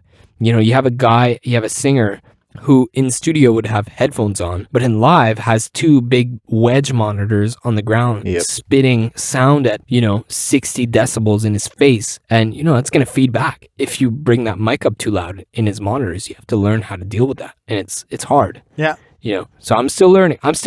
I won't cap. I'm not expert in live sound, but I'm learning, and it's a thing. You have to, it's its own kind of domain. That's all I can say. Yeah. Working live sound is definitely tricky. Like there is absolutely zero room for error. I mean, there's no room for error in a studio, but at least in a studio, well, you got time. You can tweak. In a studio, you have time. You have time, bro. If something goes wrong, when it's live, it needs to be instant. If something goes wrong in studio, you could tell the artist, "Hey, bro, go have a coffee. That's it. Take 5 minutes. I'm gonna figure this thing out. Go take 5 minutes, have a coffee, chat with the cute waitress or whatever the fuck.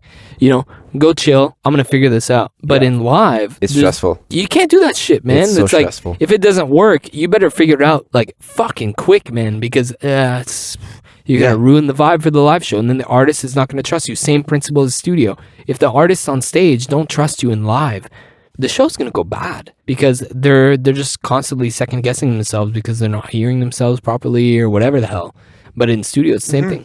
It's weird. Absolutely. There's some elements of live that connect with the elements of studio, but it's also a whole different thing. Okay. I have a jump to another question. I think this is the perfect segue. We were talking about making mistakes and figuring things out. Describe to us your worst studio experience. Like what was like the biggest screw up, or like the worst, like just like what was the one, like the rock bottom? What was rock bottom? Wow. That's an amazing question. I'm gonna start by saying I don't make mistakes, okay, guys?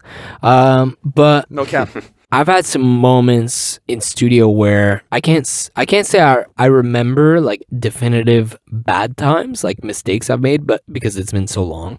But there's definitely moments where things don't work. You plug in a microphone and all of a sudden the mic doesn't work, and the artist is sitting there, he's waiting for you to sound check his trumpet or whatever the fuck, and it's not working. So the biggest mistakes I made in my early days was not knowing how to deal with that troubleshooting. And Jaian knows better than anybody, I'm the god of troubleshooting in my late years. But in my early years, I was like everybody else, where it was panic mode, bro. It was like, oh my god, this is not working. Let me unplug the XLR. Let me unplug it here. Let me unplug the patch cable. Let me try a different preamp. Let me do this. Let me do that.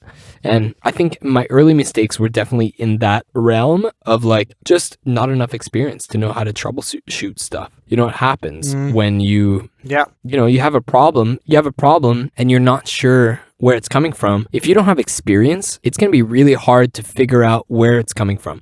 Now if I have an issue, I have a strategy of testing stuff. Like if I set up a full band, let's say, I'll set up microphones on stands, on mic stands. I'll get them ready in the live room. And then in the console room, I'll get the Pro Tools session ready. I'll patch the preamps to the Pro Tools inputs. And I'll make sure the preamps are making it to the Pro Tools inputs, by clicking some gain or making sure, whatever. Just to make sure that the preamps are communicating properly to Pro Tools. That way, I know if there's any issues, it's coming before the preamps, because I know the preamps are working. So that's already one big step eliminated. So it's like, if I have a problem, I know it's like either the microphone, the tie line, the XLR. That's it. There's only 3 options for problems because I know the preamp is making it to Pro Tools.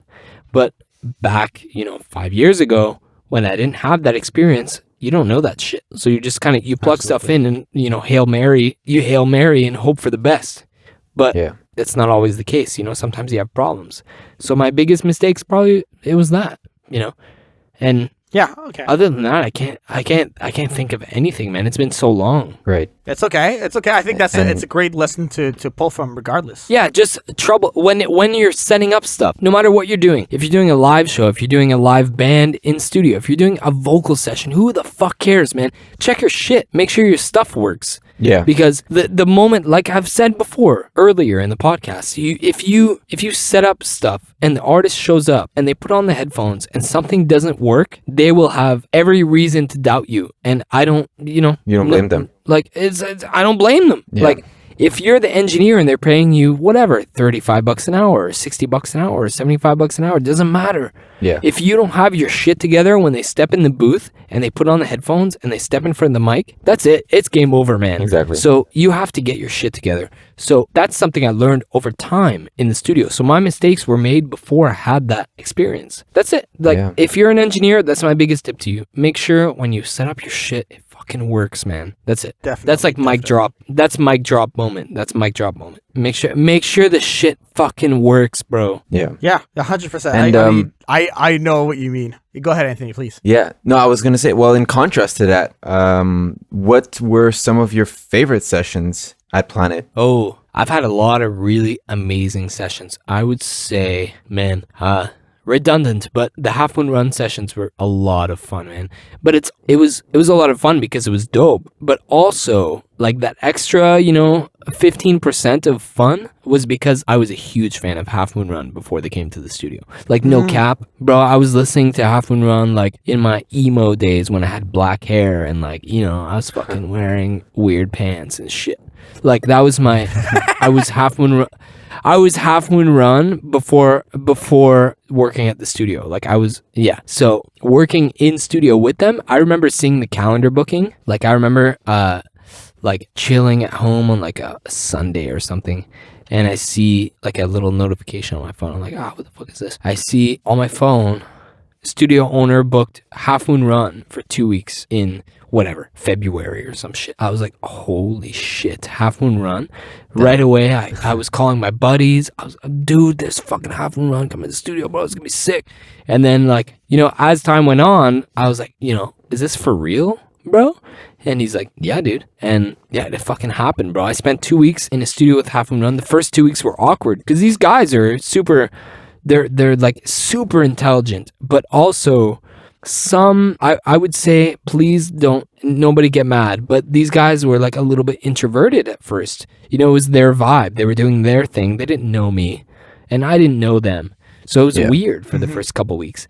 But then on the second run where they did like a whole month and a half, then we got to connect, and it was super dope. We were hanging out all the time. We were drinking, like it was cool. And I don't know where I'm going with this, but anyways, what was the question before this? The question was your favorite session. Favorite session was Half Moon Run because of that exact reason. Because it was just like flawless. It was flawless. It was stressful at first because I knew these guys. I was a fan of these guys beforehand.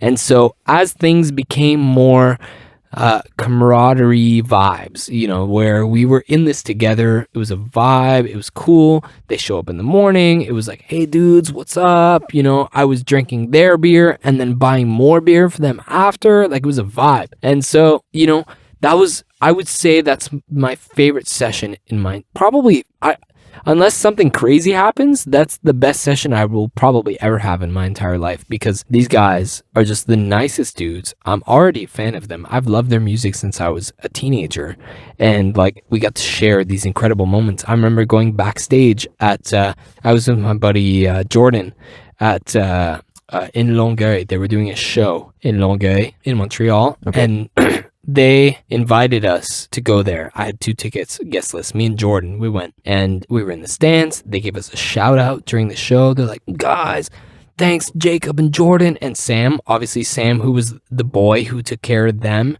Like, I took care of the studio part of Half Moon Run, but Sam took care of Half Moon Run part of Half Moon Run. He took care of recalling the guitar pedals. He took care of recalling, you know, the strings. What strings did they use for that song? It was intense, bro. So they on stage thanked me, Jordan, Sam. We were drinking. We had a sick time. We went backstage after the show. We went to a bar. We had a great time. We hung out with all the guys. Then we went home, and then they did a show at Metropolis, which my clients, Vince James, opened for Half Moon Run, which was even more sick because I got guest listed from Half Moon Run, but my clients were opening for them. So it was like double whammy, bro. It was sick. So go see Vince James, go see Half Moon Run. After that, go to a bar, get fucked up. It was a vibe. We had a good time. And like, these guys, I say it was my funnest session, but it was just my funnest experience, man. Like, it wasn't just the session that was fun. It was just the experience of working with those clients, because I would have never, I still talk to these guys sometimes. Like, I just hit them up. Hey bro, how you doing? You know, and we talk, we shoot the shit. So it's, I don't know. Hard to explain, but definitely, Half Moon Run, best experience and also best session of my life, because Joe Ciccarelli and Half Moon Run, bro, come on. I was curious to ask you, given you worked at Planet Studios for 5 years and you saw how it was before and after the pandemic, or during actually, has the pandemic impacted anything for you while working in a studio? And if so, how did it impact it? Yeah, good question. I felt this one was coming. Okay, so what happened is studio was fucking busy, pardon my French, fucking busy, bro, before the lockdown. And so there was a lockdown from March to June or July, I can't remember, June, I think. There was a lockdown from March to June because the virus was getting crazy, whatever. So we were like pretty busy up until March, and then we shut down. It was like game over, bro. It's like everybody go home and stay home for 3 months. Right. So that was hard. Let me say one thing though. The first 3 weeks was a blessing because I was burnt out. I was working so hard before the lockdown. I was so burnt out. So the first 3 weeks was like time off. I still worked for the studio, and I was doing some work from home, finding files, sending files, maybe doing some mixes from home for the studio. It's cool. But for the first 3 weeks, it was time off really well, like really deserved and really needed. And then after that, tough, man, tough. Like after 3 weeks, bro, you're like desperate to go back to work. It's like, it's a weird vibe. You're just sitting at home doing nothing, picking your nose all day. And, I had some work, but things were dry. And at that time, I wasn't freelance. I didn't have the drive for my clientele that I have now.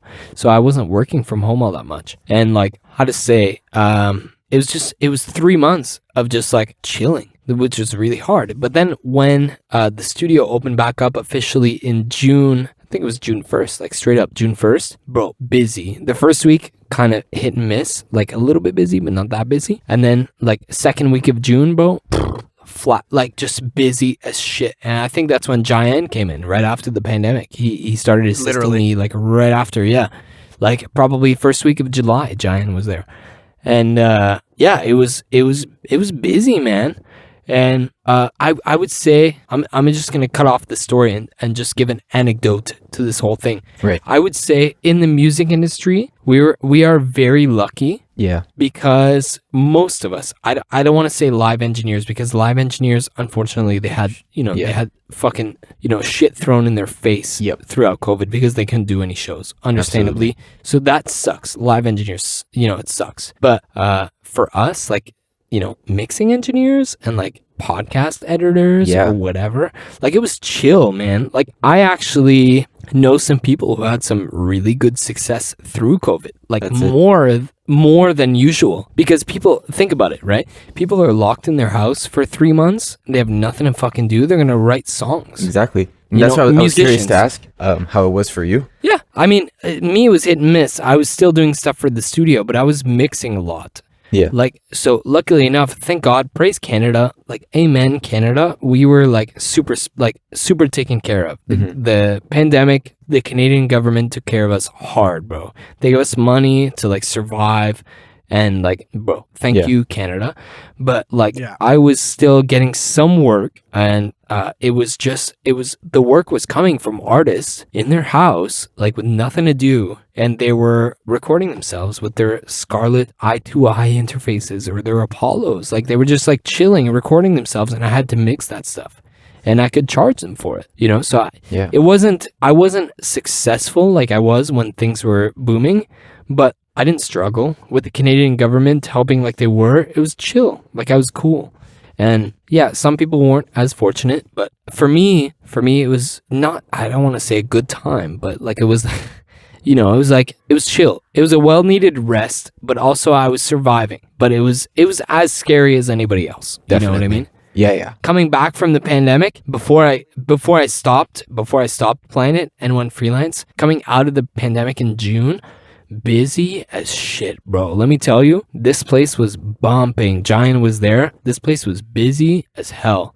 And like, we were working, like, we had like a TV, like a TV show shoot that lasted like 3 months. Not all the time, but it was an extended period of time, like 1 week off, 1 week on, and it was a TV show for the company was called Zone 3. I don't know if I'm allowed to say this, but it was a TV show with Marc Dupré, and it was called En Studio. Very busy time back then, because they were taking up the studio for like a week at a time for 3 weeks, half and run like style, the bro. They booked for studio. 3 weeks. Yeah, like everywhere, even the back rooms, bro. Like, Pierre's room, like the hallways, bro. There was like camera people in the hallways all the time. It was big, and like, it was busy. And then around that, there was other sessions. Like, I remember one time, like, on the end of a shooting day, I got a call from the owner saying, hey, there's a session that wants to come in for a video shoot at 9 p.m. Are you guys going to be done shooting?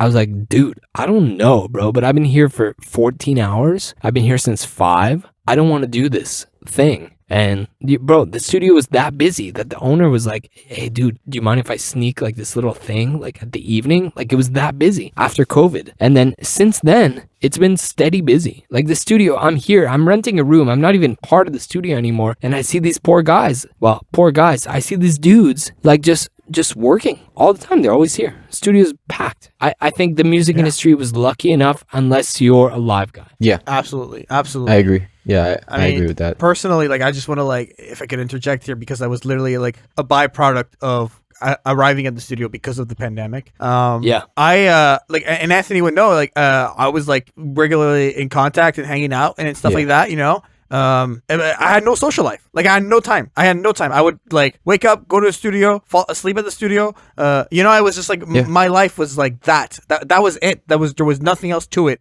And like, it made me a man. Like, you have to have that. You have to have the drive, dude. The amount of times I slept. So I didn't even tell you guys this, but the first 2 weeks of working as an intern at the studio, I was still living in the West Island. So let's say, I think I started working at the studio in May, and we managed to get an apartment in June in Montreal.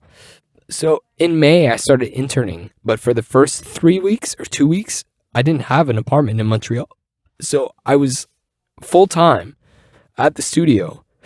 No place to live in Montreal. I slept at the studio for 2 weeks, bro. Oh my God. 2 weeks.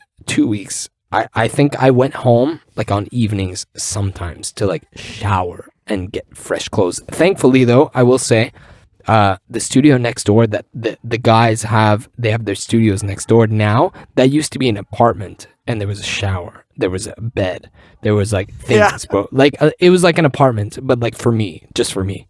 So I would like do sessions all day. The first record I ever did for Planet was Ima. Ima is a fairly popular Quebec artist, and she was doing a bossa nova record. And it was my first gig as an assistant with the owner of the studio.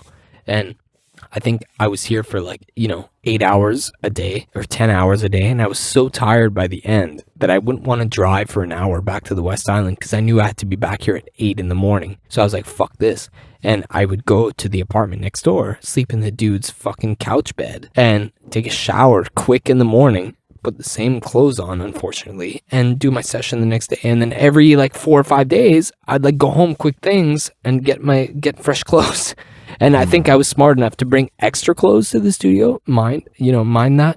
I wasn't wearing the same clothes for an entire week, but that was hardcore, bro. You have to have that kind of dedication when you start working in a studio, because it's, you can't just want to work in a studio and make it big real quick, bro. You have to, you have to grind. Yeah, sacrifice for sure. Yeah. That's intense. Absolutely. Very, very intense. We're almost at the end of our questions here. I think this is more of a technical question. We don't have to get too specific, but I'd like to, for people who are really into recording, I think they'll appreciate this. Yeah, sure. Your recording workflow, go-to mics, outboard, mic pre's when you're recording. Let's start with the band. What's just your go-to, for drums, real quick, spitfire around here. Okay, so I will admit that most of my full bands have been at the studio downstairs, which has a Neve console. And so, let's say full band, hypothetical, I have a drummer, I have a bassist, I have a guitarist, I have a keyboard player, I have I have a vocalist, lead vocalist, and I have 2 background vocalists. Let's say hypothetically that's what I'm doing. I will fill up the console like a maniac. So drums from 1 to 12, let's say. I have a kick out, I have a snare top, I have a snare bottom, I have a hi-hat, I have a tom, I have a rack tom, I have a floor tom, I have a mono room mic in the kit, in the guy's crotch, compressing like crazy. Then I have, 2 overheads, 2 room mics. Then I'll have, a bass DI, a bass amp. Then I'll have a guitar, a ribbon mic, a guitar condenser mic, and then maybe keys left and right on DIs. And then I'll have, 1 vocal, fancy mic, 47 or a 67. And then I'll have back vocals on 87s. But that shit fills up my console. There's no secret. It's just whatever studio I'm working in, I'm definitely going to take advantage of the console. What's the point if there's a console there? Let me use that shit. Let me put the mics through the console. So I was using Neve from channels 1 to 24, man. Nice. I was just filling up that. And then on the occasional things like kick, my favorite thing on kick and snares, I like to use distressors. I like that shit. It smacks. You put it on the distortion setting, distortion 1, and you kind of give it a little bit of sauce, and it kind of, distorts nice. And then maybe a pull tech on the kick, a pull tech on the snare. Give it top end on the snare, give it a little bit of bottom on the kick. What am I looking at? Mono room, a mono in the kit, 1176, just squatch the shit out of it. Make it aggressive as hell just to get that tone. Because as soon as the guy hits a rack tom, that compressor is going to react and it's going to sound really good. As soon as the guy smacks the snare, it's going to react, it's going to sound good. Overheads, maybe a little bit of EQ. I don't generally compress overheads. Room, I like to compress the shit out of them to the point where they barely breathe. Just to get a little bit of character. But I'm talking specifically for downstairs at the studio I work at, because downstairs the room is generally pretty dry. There's not much room in the room itself. So, room mics, they don't serve much of a purpose unless you really squash them. So that's why I squash the room mics. A bass, LA2As, on the DI and the mic on the bass amp. Yeah, 2 LA2As, why not? Guitars, I don't usually touch guitars with compression. Lead vocal, if I have an extra LA2A, sure. Otherwise, I'll use an 1176 or even a retro 176. Sounds good.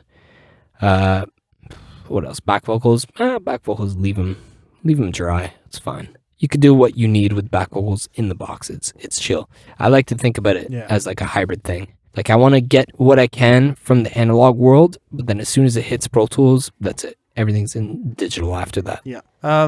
Vocalists, just like a 2-track rapper. What's your go-to for that? 1176 and usually C800. That's usually the sweet spot. Yeah. Nice. And then in the box, I do a bunch of shit in the box. Yeah, like your vocal EQ and compression in the box. I just get like a standard kind of level, kind of vibe tone with the analog stuff. But once it hits Pro Tools, then I'll vibe out. I'll go crazy. I'll do some EQ. I'll do some crazy reverbs. Whatever I feel like the artist needs, I'll do that in the box. It's easier to manage. Right. 100%. And then for a voiceover, like if a voice actor was coming in to do a commercial read or something, what mic and what outboard, mic pre, what about that? So perfect example is what I'm doing right now. I have an 87 right now. It's a clone, mind you. It's not a real 87 because I don't want to pay $6,000 for a 87. But I have an 87. It's going in my Apollo, and I have a 1073 emulation on it. Sorry, actually, I killed the 1073. I'm actually using just the stock Apollo preamp. Very clean, very nice sounding, and I'm using a distressor as the compressor. In case I decide to yell like this, hey! It's going to compress a little bit, and it's going to be fairly clean. So that's what I'm using now. When I was in studio, I was using oftentimes a real 87, a Millennia preamp. Millennia is a very clean, solid state circuit preamplifier for microphones. I was using that with the 87 and a distressor, same thing, just to, handle the peaks if ever the guy starts to laugh or yell or something, at least it's a little bit controlled. And then in the box, classic stuff, compression, EQ, multiband, whatever. Interesting. I actually have like a bit of I want to have a bit of a debate with you real quick here, because when I work in location audio, a lot of location audio guys, and I know it's different from voiceover, they say like they'll never EQ or they'll never compress a signal on their kit, because they would leave that to the production team, to like post production. They just want to get like lazy, bro. That's lazy as shit, bro. Like, look, this is my opinion. A very strong opinion, though. A very strong opinion. Go ahead. People might not like this, but if you're getting paid to engineer a record, you better make sure that faders up sounds like a record. If you're not, whether you're doing it in the box or not, doesn't matter. But like, let's say in this situation, I'm getting hired to do a record as an engineer, and I decide to, I'm not going to compress. I'm not going to use too much gain. I'm not going to EQ. I'm going to leave it for the post-production guy. I'm going to leave it for the mixer. Bro, that's lazy as shit. Bro, that mixing engineer is going to hate your guts, because every track he's going to get is going to be out of phase, and it's going to be, just sound like ass. Like, whatever you feel in that moment. When I do a record, if I'm sitting down with an indie band and I'm about to track this record, I want whatever I'm hearing out of the speakers at that given moment to be like the final product. That's what I want. And that's my view on things. I think if you're getting hired as a recording engineer, that should be your goal. If you're recording just for the sake of getting it in Pro Tools and you don't want to fucking do anything, bro, that's lazy. That's lazy. Sorry. Okay. No, it's totally a valid point, and I think it's good to. I'm also very old school in my train of thought. I'm very old school, and that's Joe Ciccarelli that fucking taught me that. Because Joe Ciccarelli is, as soon as you get a microphone in front of something, you better make sure it sounds really good before it makes it to Pro Tools. And I like to think of myself as, same thing. Absolutely. Yeah. I think we basically went over everything. I have the crescent here that we can talk about if you want. Other than that, we basically covered all of the questions. Is there anything big you wanted to bring up before we just the crescent? We could talk about crescent. I'd like to maybe mention my socials at the end if you don't put it in the show notes. Absolutely. We plug at the end. Yeah, at the end we'll do a plug. Yeah, let me plug at the end real quick. But yeah, we can talk about crescent. I'm down for that. Perfect. Let's talk about one of my favorite sessions when I was over at Planet was assisting the crescent. I think it's a beautiful thing to witness. What is the Crescent? Tell us about being an engineer for the project and everything. Yeah, so Crescent started. It's the Crescent Montreal. they started with basically the owner or operator. I'm not sure if he's the owner, but he's the operator at least. His name is Hrag, and he's an insane guitar player. He's like a sick guitar player. He has a great Instagram following. He does videos weekly, whatever. And he decided to put on this event weekly or bi-monthly, like every couple weeks or at least once a month, depending how it goes, but at least once a month. Sorry, I have hiccups. And he wants to, basically he's inviting these artists to perform in studio live, where it's recorded but also streamed live on their YouTube channel. And so we've done a fair few of these, mostly jazz, because he's such a wicked guitar player. He's linked to all these jazz cats. He knows all these dudes. We have guys like Gilad Heckelson that came into the studio, who's an absolute legend in the jazz community. We have guys like Jim Doxis. We have Adrian Vidati. We have Louis Vincent. We have all these dudes that come in that are just slayers in the jazz community, and we do live sessions. I just put mics in front of them. They play a set of 4 songs. I record it, but I also stream it to Hrag, who's the owner and operator, and he streams it to the YouTube channel live. And it happens once, twice a month at the very least. And very dope. And we don't just do jazz. We do pop stuff. We do world music stuff. We do, hip hop sometimes, I think. Coming up anyways, hip hop. And it's all done at the studio here downstairs. It's live in studio in a real studio. It's not just like, in somebody's living room. It's like in a real place. These guys spent the money and the time to make it look good and sound good. And that's why it's so important to me that, it stays that way. It looks good, sounds good. I want it to continue. I love the Crescent. I love the guys. The music is fantastic. The artists are fantastic. Fantastic. All right, Anthony. Awesome. You may ask our honorary question that we ask all of our guests at the end of every episode. And this is going to be an important question to answer, Jacob. We really want you to give us the real tea on this one. So go ahead, Anthony. Yeah. Hit me, baby. Hit me. So yeah, like Jaian said, before concluding, we like to ask our guests a final question. And our final question to you is, what is your advice to people who want to get into the space of sound? Yeah, good question. Be persistent. That's my biggest advice. Be persistent. The key to... So I'm a little bit biased because I've only been in the space of sound as a recording engineer, so I can't preach on anybody. But if you want to be a recording engineer and you want to get into a commercial studio, you need to be persistent as hell, man. You need to.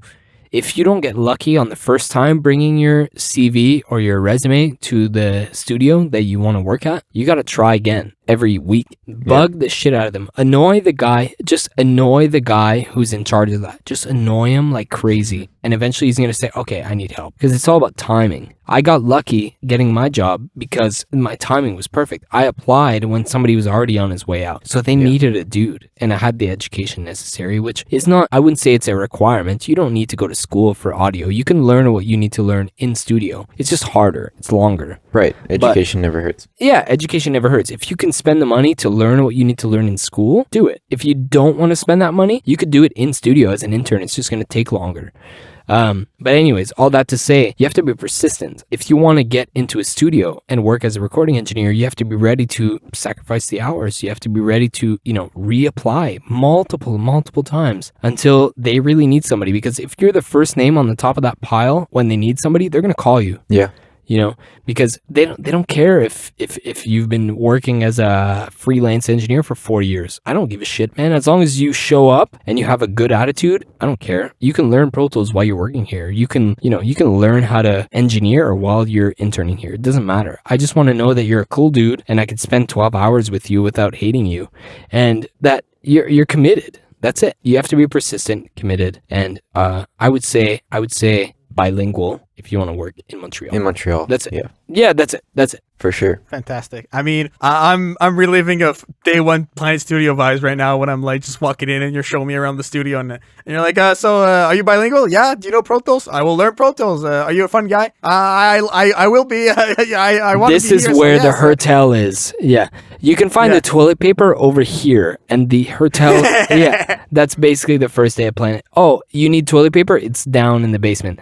You need markers? Well, you gotta go buy some. That's kind of the first first things you got to do as an intern, bro. You got to be at the service of the assistants. There's a hierarchy. Yeah. If you're an intern, you're trying to make the assistant's life better. If you're an assistant, you're trying to make the engineer's life better. If you're the engineer, you're trying to make the artist's life better. If you're the artist, you're trying to make the best damn music you can. So there's no, there's a hierarchy and you got to work towards it. And if you're like me, you get lucky where there's nobody around to be the intern or assistant or engineer. So you just got to do everything, and you learn what you need to learn in a short amount of time, like I did, because I had no choice. Definitely. All right. Let's, where can people find you online, Jacob, if they want to hire you for mixes, for recording? What's your social media? What's your website? Please, everything will obviously be linked in the description, but please shout yourself out and plug away. My Facebook, you can find me on Facebook, Jacob Lacroix-Cardinal, my full government name on Facebook.